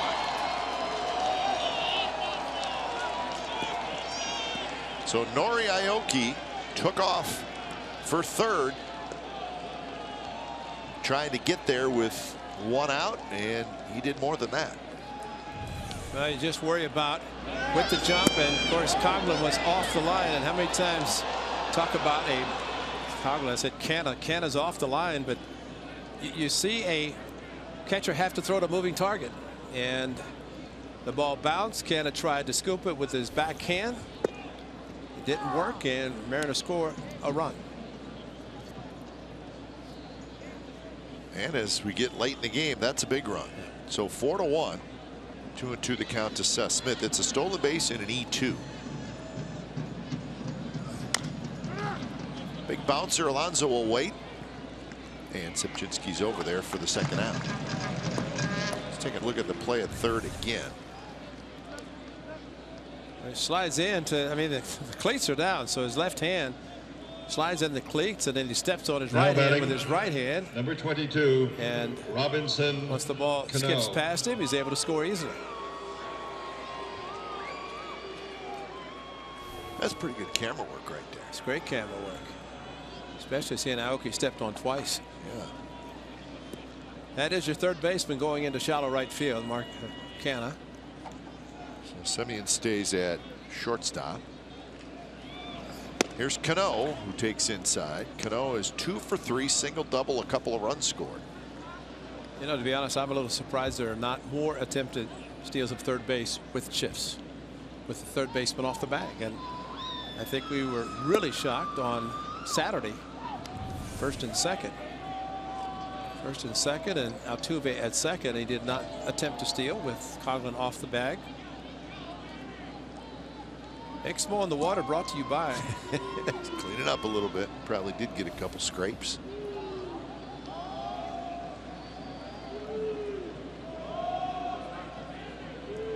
But a big run. So 2-0 the count to Cano.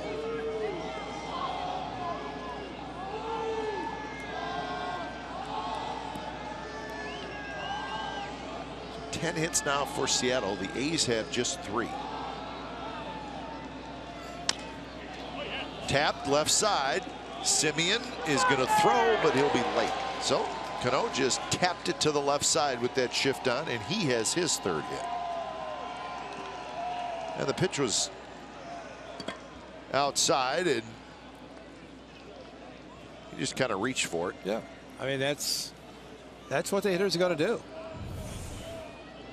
And with this pitch outside against a lefty, he just waits, and there's only one to the left side, and that is Semien. Semien playing in shortstop position. He has to go in the hole, in the shallow, or to the 5.5 hole. So we're going to pitching change. The right-hander Ryan Dole is coming in.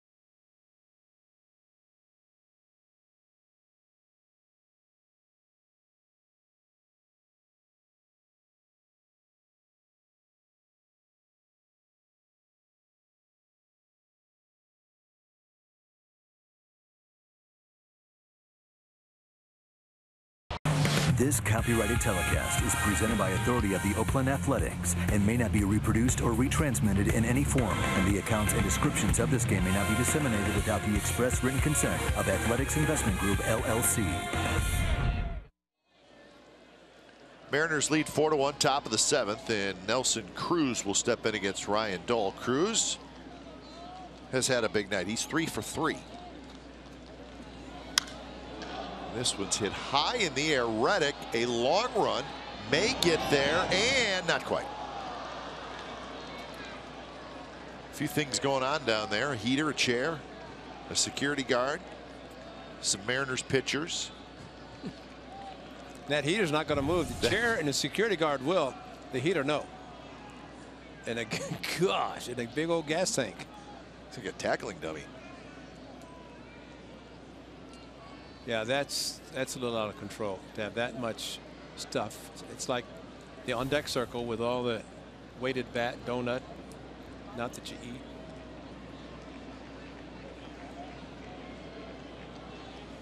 Cruz pops it up again, foul territory. Alonso is going to make the catch. So a run on a couple of hits, a stolen base, a costly error. Mariners lead 4-1 as we've hit the 7th inning stretch.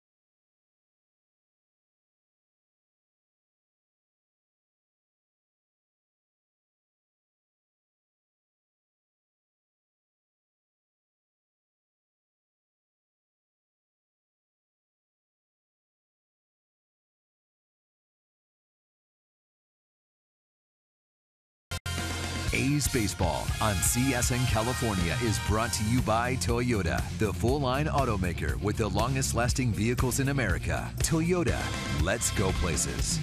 And by Xfinity. X1 from Xfinity will change the way you experience TV.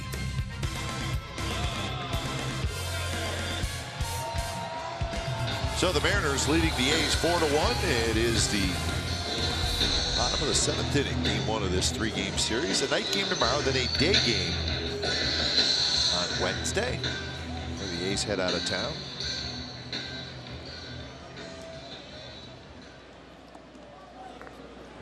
So here's Reddick. He's trying to figure out Nathan Carnes, the 28-year-old right-hander. His last start was against the Astros, and he went 7 innings and gave up just 2 hits and no runs. And he's following that up with a very good start tonight. Well, the 7th-inning part for the Mariners starters has been pretty consistent, which helps with their bullpen because they need to get just 6 outs out of the bullpen if they go at least 7.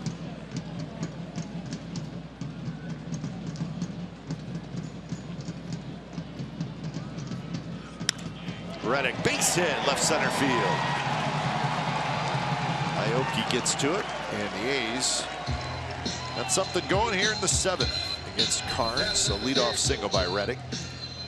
Does a good job staying inside the ball, Josh Reddick, and you see as many change-ups, curveballs. It's best just to wait back, get a fastball, guide it into the outfield, which he does perfectly, and it's been a pretty consistent swing for Josh Reddick. Sprays it around pretty well, Josh Reddick. And that's 18 hits to center and to left, and yet they're shifting 3 to the right. First pitch to Chris Davis is belted to center, and that baby is gone. From another curveball.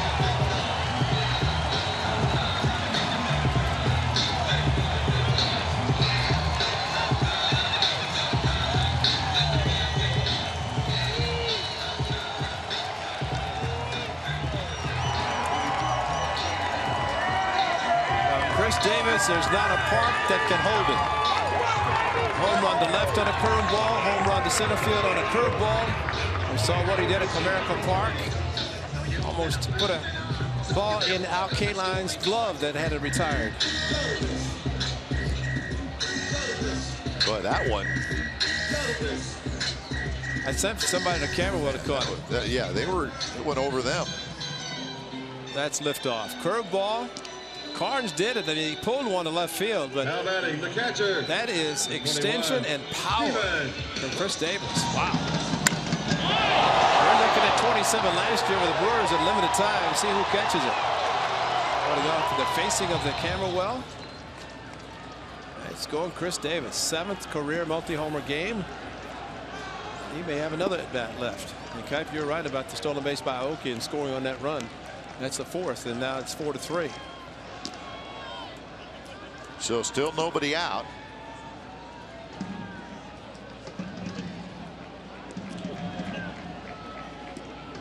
Vogt has singled twice, and now it's 2-0. Batting average up to 272 for Vogt.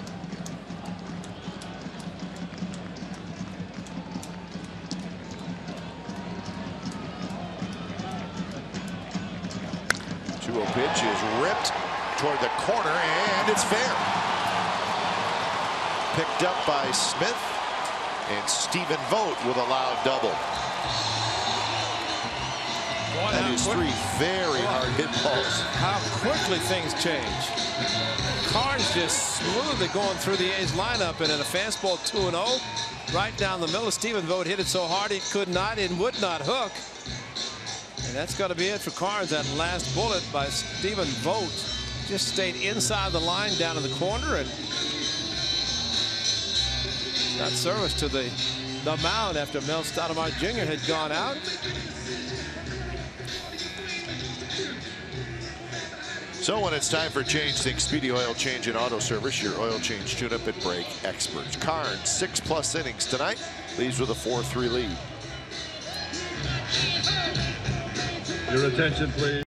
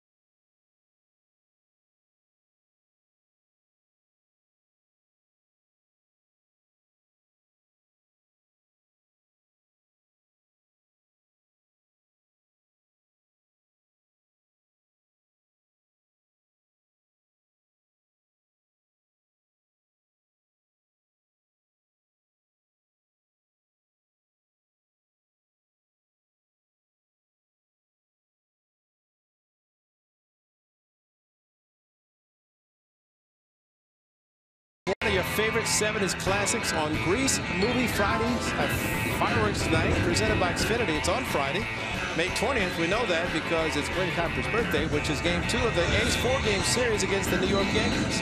After the game, back with the fans can watch the fireworks show from the outfield grass. As always, on-field capacity is limited. Get your tickets today at athletics.com/fireworks, and you can sit next to Glenn Kuiper on the field, watching the fireworks and celebrate his birthday. Maybe have a cake. Sure, sit next to that guy. Did you see the girl next to him looking at him? So the A's need to execute here. Look at her. You're great. You're dreamy. That's a good effort. 1-0. Coughlin to bunt again. And it's outside. 2-0. So Vidal Nuno, lefty out of the bullpen. 2.25 ERA in 8 appearances. No walks, 10 strikeouts in 8 innings. Canna is the on-deck hitter. Oakland trying to get Vogt to third. He's not going to do it. So the 2-0 pitch, looks like maybe a little slider, a little cutter, and Coughlin was just out in front. So 1 out. The numbers for Nathan Carnes. 82 pitches, and boy, the wheels fell off quickly, as Ray said. Single, homer, double, and they were all loud. And here comes Scott Service. So we'll be back. We're going to another pitching change.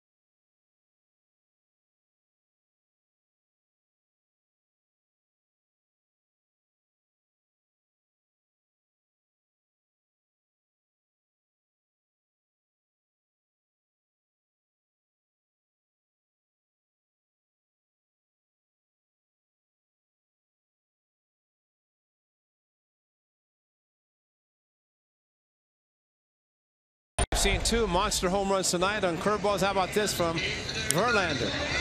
Straight away to the left of center field. Al Kaline just above his name and retired number. Mr. Verlander gave up one of the longest ever at Comerica Park, especially on a 54-degree night. But then 2 home runs tonight on curveballs, 1 to left field, 1 to center. 3 runs driven in by Chris Davis. He still trailed 43. How many times you see where a pitcher throws ball 1, ball 2, and the guy's attempting to bunt, and then pops the ball up or makes out, doesn't advance the runner? And I think sometimes just go ahead and try to bunt if you're going to do that. Throw him a slider that unfortunately Coughlin popped up to shortstop.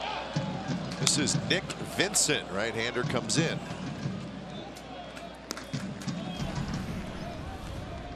Vincent 1-1 with a 1.86 ERA. No walks, 12 strikeouts in 9 2/3 innings. The Mariners acquired him right at the end of spring training from the San Diego Padres. Crisp hit the home run in the Felix Hernandez start on the Sunday afternoon to win the game against Vincent. Here he's facing Canna, who has struck out and reached on a fielder's choice. Fastball first strike, 0-2. Remember, the Mariners bullpen completely different than last year, but also on the disabled list. Joaquin Benoit just went on the disabled list. Charlie Furbush has been on the whole season, and a couple of former A's, Ryan Cook and Evan Scribner, are both on the disabled list. So Benoit, right shoulder inflammation.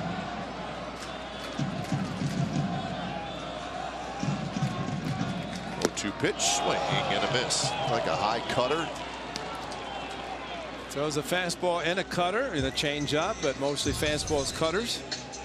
Gets ahead with a fastball, throws a cutter, and gets a strikeout. So a promising inning after the 2-run home run by Chris Davis. Alonso. Stephen Vogt still at second. So it's up to Alonso. Try to come through and tie this game up. Marte trying to keep Vogt somewhat close. The first pitch is grounded. Shift is on. Marte ranging far to his left, and I mean far to his left. And he makes the nice play to end the inning. But the A's are back in the game thanks to a monster home run by Chris Davis. He's got a 2-homer game. It's 4-3 after 7.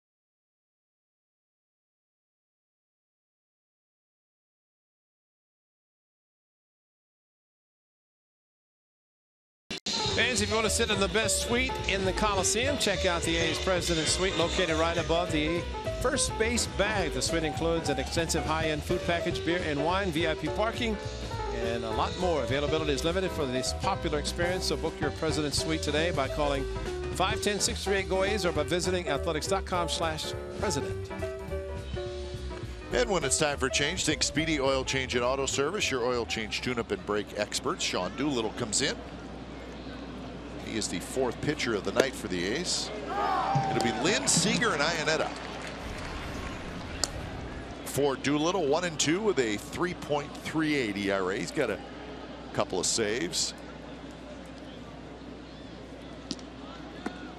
There's the slider to Lynn. 1-1 the count.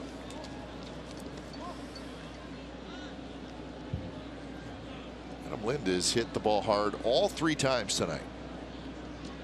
He's 1 for 3 with an RBI single.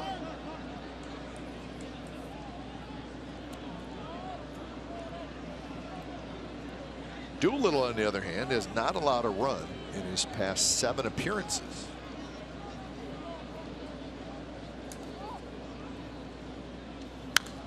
Popped up. Folks going to watch this one headed to the seats.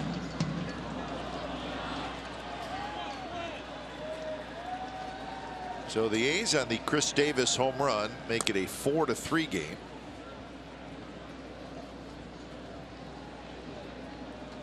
Nick Vincent came in and got a couple of big outs. He's hit that tying run at second base and he never moved.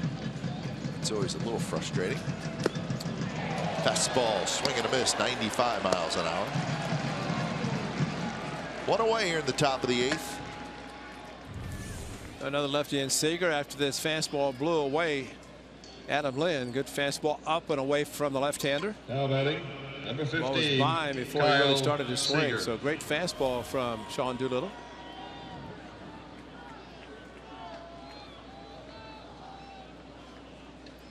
Seager had an RBI double in the 6th. First pitch slider is low.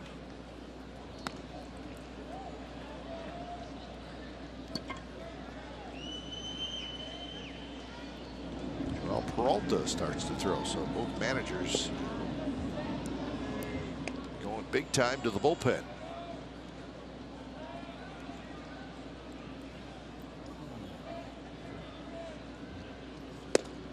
Right there for a strike, 95 miles an hour.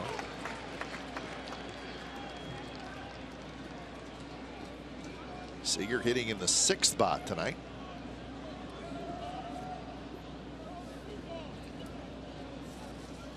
High to right. Reddick backing up. He's got room, 2 outs.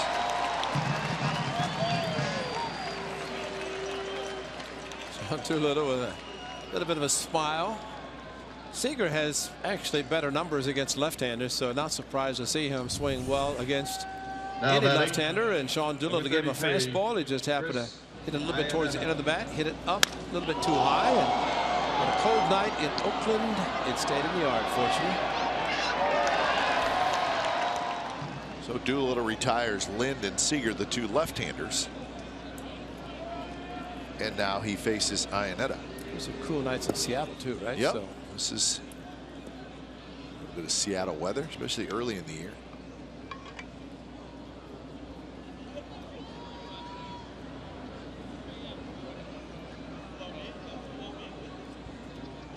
Got the hoodie on. Chilly in Boston last night. Oh. That was really, too chilly. And of course the Yankees and Red Sox always play those 12-hour games. Seems like they take that long. Yeah.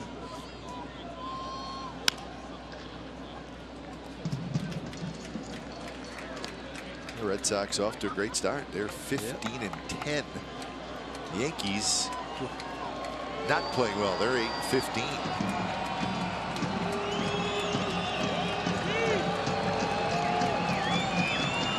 One and 2. A hard slider, 2-2. So Doolittle's throwing that slider a little more tonight. He may not be throwing it for strike, but throw it again. Yeah, throw it right now. Exactly. Throw it again because he just threw it. And then is going to be sitting fastball. They're going to throw a fastball too. But you know when Sean Doolittle misses with a change or slider, hitters have to be thinking, here comes a fastball. And you know 2-2 is critical anyway, but I think in the case of Sean Doolittle backing up his slider or his changeup, when hitters aren't looking for it, it really helps, especially with the hard slider like he threw on the 2-strike pitch. So Iannetta right now is in the box, 3-2 count. In his mind, there's no way Doolittle would throw a slider. Anything but a fastball. So it's just a matter of, it's a 4-seam. Sean really is a 4-seam fastball pitcher, which is good. If you elevate it, it's the best thing for him. And he got in on Iannetta. Canna in the infield grass. He's got it. So good inning for Doolittle. Bottom of the 8th coming up. It'll be Simeon, Burns, and Crisp. Mariners leading 4-3.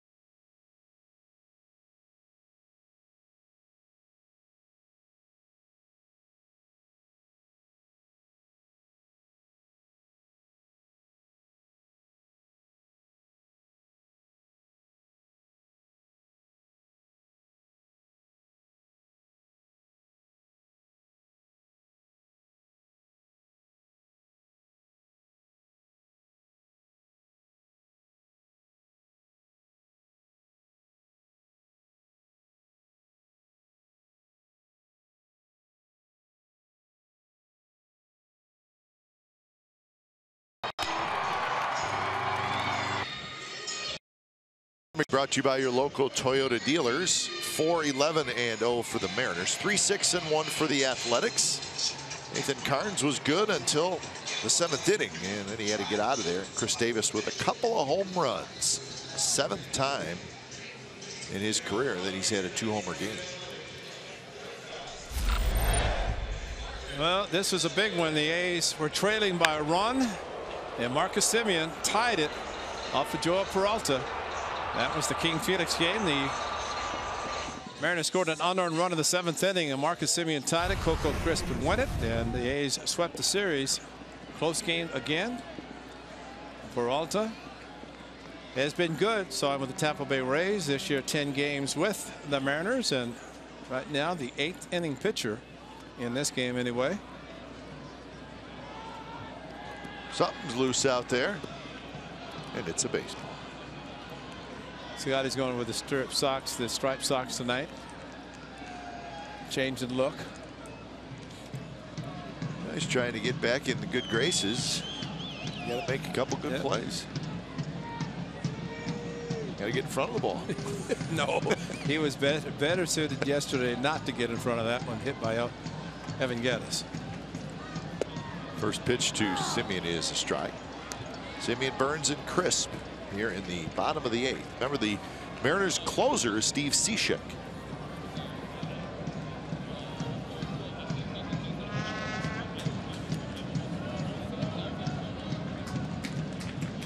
Semien, a walk and a strikeout so far. Missed outside. So many relievers from the Mariners last year gone. Farquhar, Wilhelmsen, Carson Smith, Mark Lowe, Fernando Rodney, Joe Beimel, all were with the Mariners last year. They are all gone. All gone. Francisco Rodriguez getting loose. On the ground, Seager stays down. Semien is retired. One away here in the bottom of the 8th.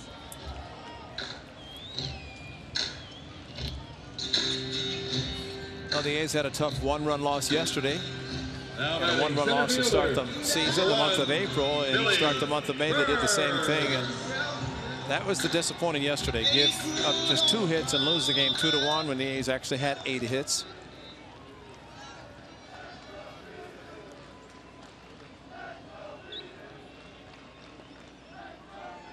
So Burns looking to get on base for the first time tonight.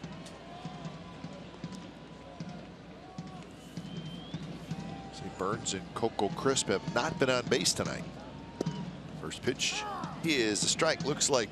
Almost looks like the Fernando Rodney palm ball. Exactly. It kind of floats in there. 80 miles an hour from Peralta. Now this is a case where Chris Iannetta, the veteran catcher, has been in the game. So the guys coming out of the bullpen, you see change-ups thrown by the relievers, just like Carnes, the starter, did. And he went right back with that same pitch, and Iannetta grabs it.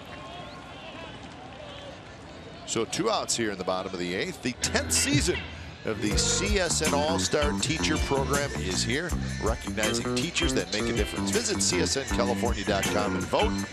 The winner receives $20,000 for his or her school.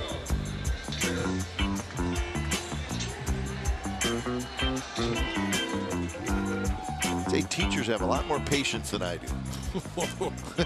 Yeah. I don't know how they do it. They deserve a lot of credit.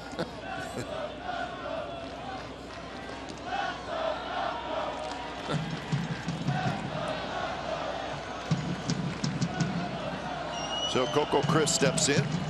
Fly ball to center, a ground out to second, and a strikeout so far for Coco Crisp, who is the DH tonight. Originally, he was in left field. Chris Davis was the DH, but there was a late switch.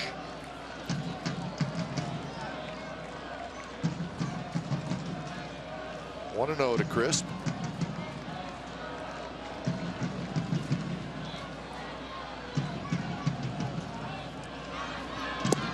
On the outside corner, Peralta floating a couple pitches in there, and tough pitch to hit.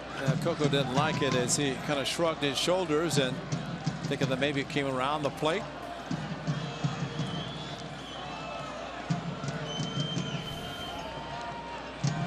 But again, there's a curveball from Peralta. He's got a good one, But remember, Carnes, he had a call on the curveball and called the changeup. So all those pitches that he called with the starting pitcher, he's doing the same thing with the relievers.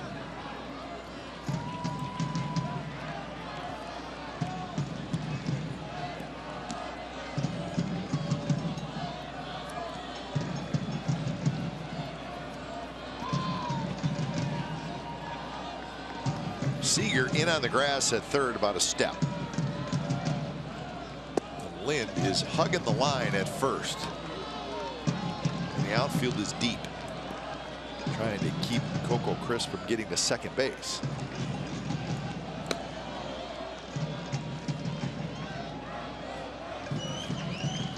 And John Axford gets up to join Rodriguez.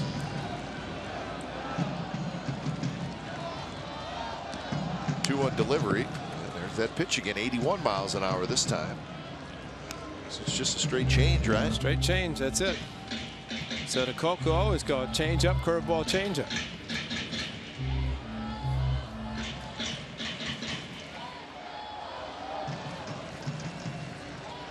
So you almost wonder, will he throw it again? Seems to be a popular pitch for him.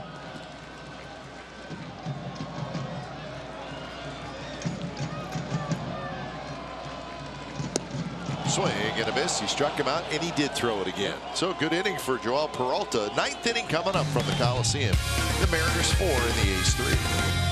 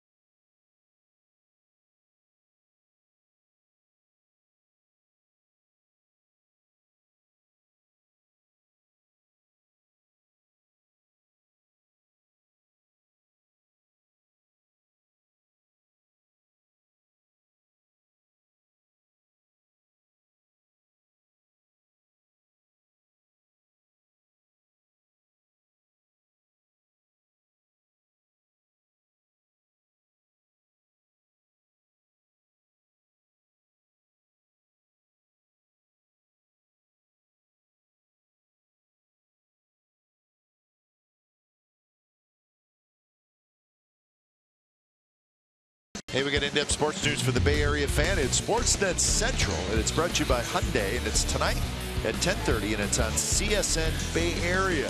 We'll have highlights and clubhouse reaction from this A's-Mariners game. Warriors getting set for Game 2 tomorrow night at Oracle, and the Sharks will head to Nashville. They are up 2-0 in their series against the Predators. Henry Wolford and Dave Feldman will host. Here at the Coliseum on a cool night. The good-looking A's blankets are out. And the A's are trailing 4-3. We have reached the 9th inning. New pitchers, Fernando Rodriguez. When it's time for change, think Speedy Oil Change and Auto Service. Your oil change, tune-up, and brake experts. 1-0 with a 1.10 ERA for Fernando Rodriguez. Big curve in for a strike to Ketel Marte. Well, Uncle Charlie's been here all night, hasn't he? Yes, indeed. Seen some good ones tonight. Yeah.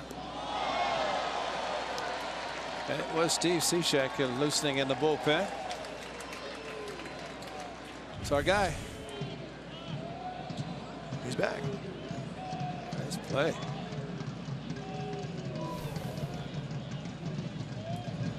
Two pitches, a fastball high. Marte has grounded out twice and struck out.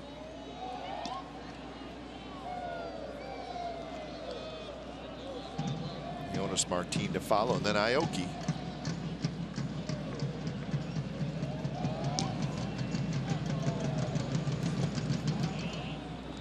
So it's been Graveman, Sepczynski, Dull, Doolittle, Rodriguez.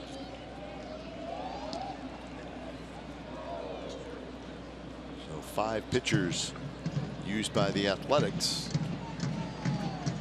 Steve Cishek comes in for the Mariners. He will be their 5th.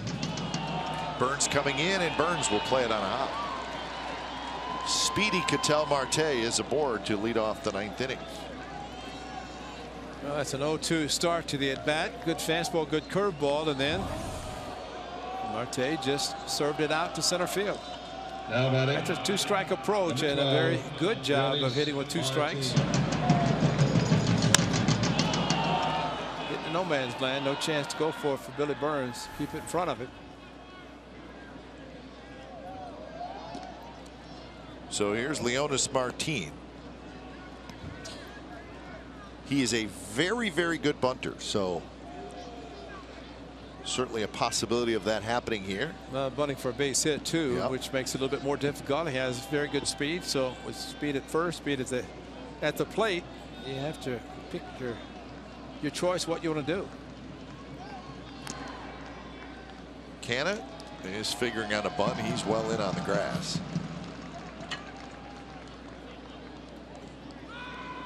The A's have to execute defensively here.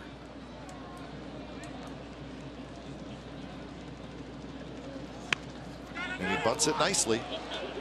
Alonso to Coughlin, and a very nice job by Leonis Martin. So the sacrifice is successful. That's a great job, and he was going to just get the ball down. You're very Now correct batting, in number 8. your statement about getting the bunt down and being very successful at it, and gave himself up. True sacrifice, got the job done. It's the 2nd time Leonis Martin has had a sacrifice bunt, and here's Nori Aoki.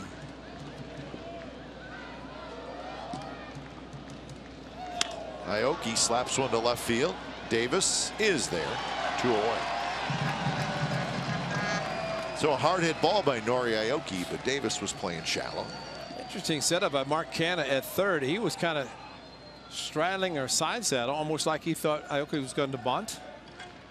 But he was looking at the runner at second in case Marte decided to run. Fortunately, Davis had him played perfectly. So here comes Seth Smith. The A's have kept Smith in check tonight. He's 0 for 4.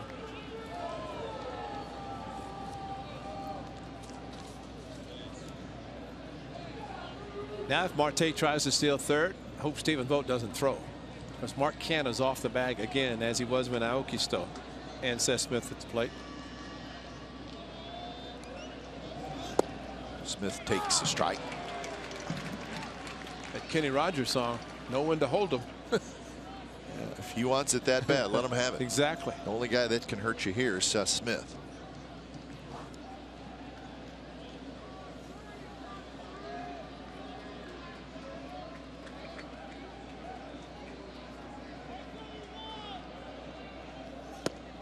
A little bit inside. Smith came into tonight's game a hot hitter. There's only one reason a runner, in this case Marte, would try to steal third, basically being given the bag, is might take away a pitch from a pitcher. Fernando has a very good curveball. But Marte is in scoring position, being held by Marcus Semien at shortstop, second base. Pitch is high, so 2-1 to Smith. You want to get this guy. Cano waits in the on-deck circle. Well, that's the protection right there for Seth Smith, and hitting second in front of Robinson Cano. You know he has had a great night already. Popped up a changeup, and then 3 consecutive hits for Robbie Cano. Nelson Cruz, a big night with 3 hits.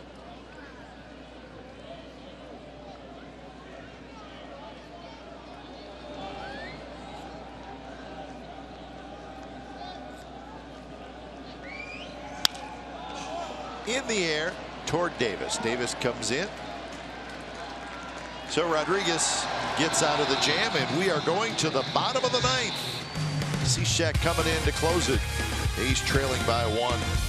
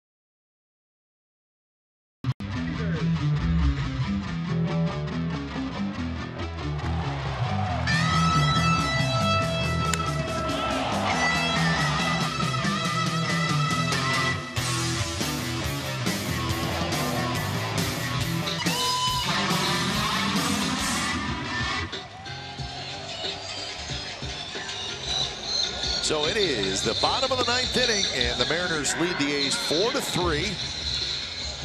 We'll see what happens. Steve Cishek comes in. He's going to try to save it.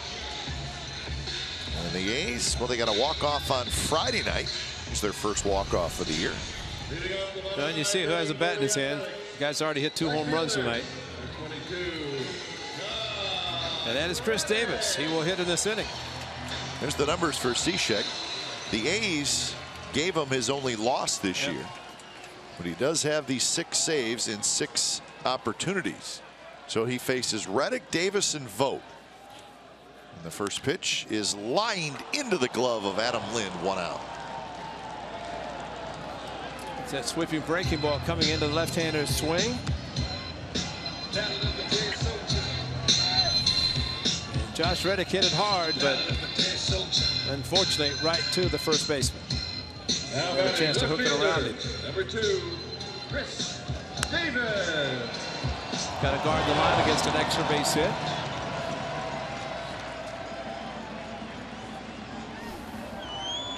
So now Davis steps in. Way outside with that slider. Now Cishek threw a pitch into Chris Coghlan that he hit a home run in Seattle, which was a shock. It was Josh Reddick last time, a 3 home run game. I'd be surprised if that was probably closer than I thought, and down in the lower part of the strike zone. So the shock in Seattle was the location. The location when they tried to go inside and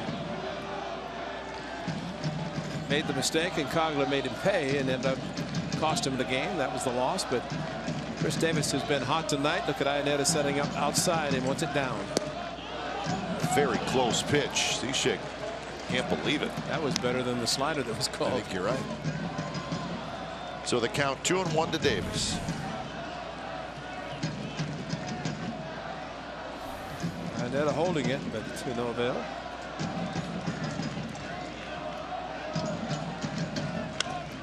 The 2-1 pitch is popped up.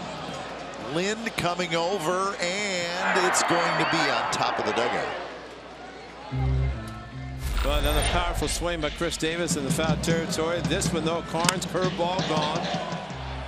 Line drive, left field. And then with the runner on board, Josh Reddick. Another curveball, center field, gone. And a crushed home run. Look out, Cameron.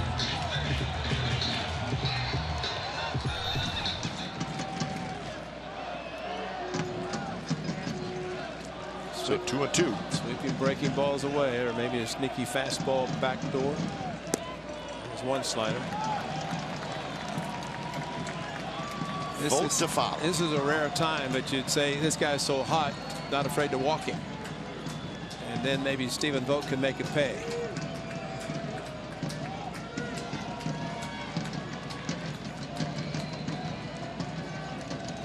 Got him with the slider. That was a better pitch.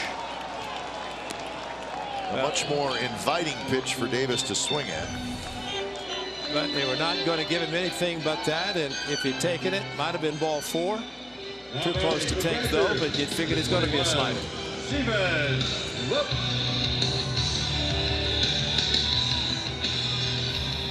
So here's Vogt.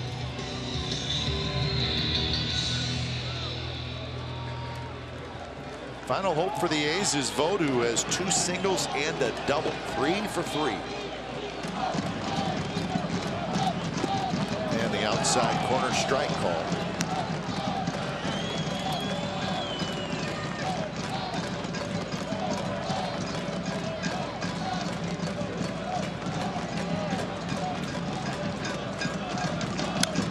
Foul back, and now Stephen Vogt's in the hole. 0-2. Good swing there.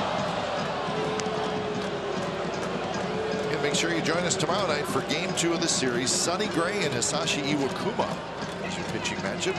First pitch set for 7:05.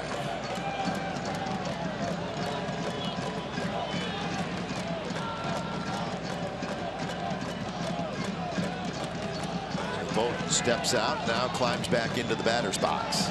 Cishek, hand legs up high. 0-2 pitch, up and away. Kuma does not have a win yet. 0-3. Sonny Gray will try to bounce back after that tough outing. Last one.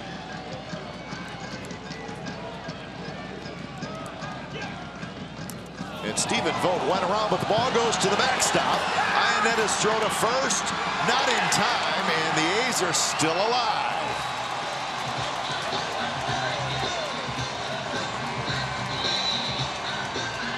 So now we're going to get a pinch runner.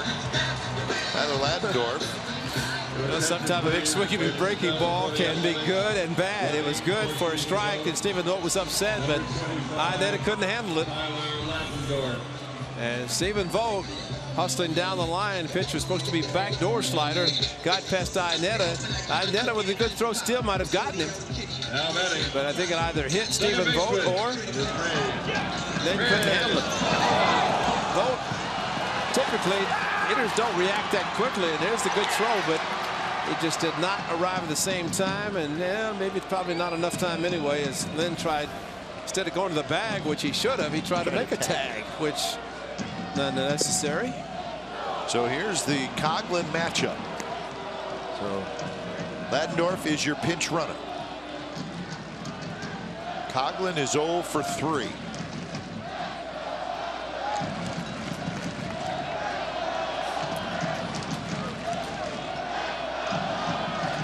Ladendorf goes.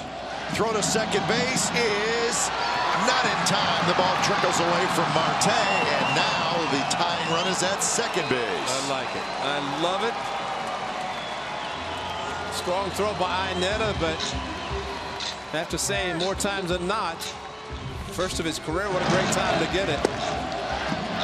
Ball bounced. Marte couldn't handle it. But typically closers do not have a great move because they feel like, I'm not going to put runners on base anyway. But Marte trying to catch and tag, he might have got him had he held onto the ball, but he could not. So stolen base, great thing to see in the 9th inning when you're trailing by a run. Take the chance and hope for a base hit. 1-1 pitch. There's that slider down and in. So Coghlan swings over top. Now 1-2. Now this is in Seattle, and surprisingly, a pitch inside. Coughlin got it, and it was a game winner. Cishek trying to take his club in the bottom of the 9th inning with the lead. Instead, they trailed and got the loss. Remember, the one to vote was supposed to be backdoor. Ended up going inside past Iannetta. 1-2 pitch. Just missed. Maybe came around the plate on the outside. Well, that's where the umpire's got to call the pitch where it crosses the plate. Watch Iannetta. That's a better taking a pitch completely out of the striking zone, bringing it back. And the umpire's got to call it where it crosses way off the plate.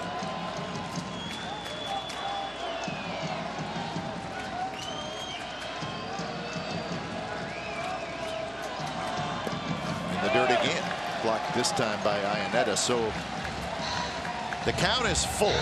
On deck is Lowry. And Lowry's already out there for Canna, so that's to show if Canna had been there, the right-hander might get nothing from the sliders, but it's a totally different story with Lowry, the switch hitter in the on-deck circle, the bat left-handed. Got to get another slider.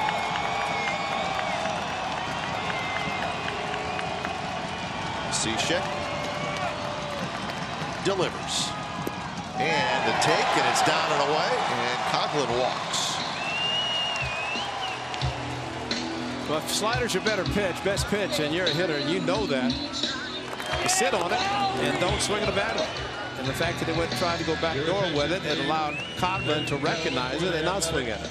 Batting from Montana, number 8, Jed Lowry. So Lowry will hit. He has been the A's best hitter in these situations. In his career against Cishek, 0 for 5. He's been clutch so far this year.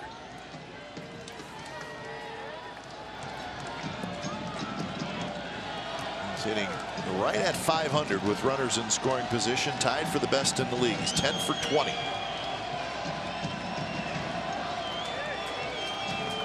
Outfield comes in a couple of steps. First pitch at the knees with a fastball for a strike.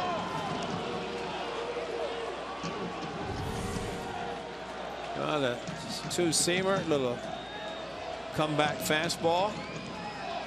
Not a bad pitch to take coming off the bench. Looking for a slider. Marte, the shortstop, playing near second base. A 1-pitch swing and a miss. Another fastball. This one worked its way toward the outer part of the plate. Lowry missed it.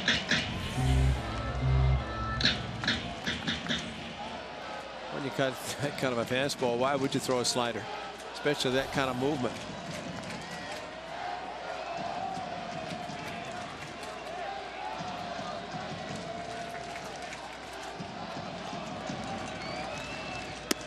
Pitch, a fastball that misses badly, 89 miles an hour. Well, remember in Seattle, Jed Lowry twice with this positioning hit 2 ground balls to shortstop for base hits to drive in runs. They have the same shift. Marte up the middle, entire left side of the infield open. Could he do it for the 3rd time against the Mariners? High fastball, and Lowry just got a piece of it, kind of a half swing. Surprisingly, he hasn't seen a slider this at bat. 4 fastballs. And it's not like Cishek doesn't like throwing a slider to a left-handed. Exactly, especially down and in to get the. I mean, they did it to vote, and that's why this inning has continued.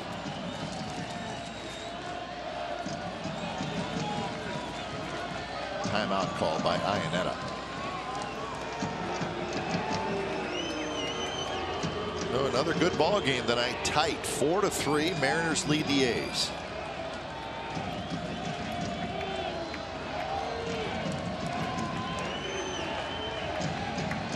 See where Iannetta sets up inside, and he got it. He went with a fastball, and Lowry strikes out, and the A's strand a pair in the bottom of the 9th, but come up short. So you were thinking maybe slider, but Cishek stayed with the fastball, and a lot of movement. Well, he did go right down the middle with the fastball, and for Jed Lowry. Maybe the whole at bat looking for something other than pitches he got. 5 fastballs. In the last one, they could not make contact. So 2 hours and 45 minutes. The crowd tonight, 10,535. And the Seattle Mariners take game 1 of this 3-game series. Carnes gets the win. Graveman the loss, as you can say. Final score, Mariners 4, A's 3. You've been watching Oakland A's baseball on CSN California. It's all part of the NBC Sports Group. Don't go away. A's postgame live with Brody Brazil and Shooty Babbitt starts right now.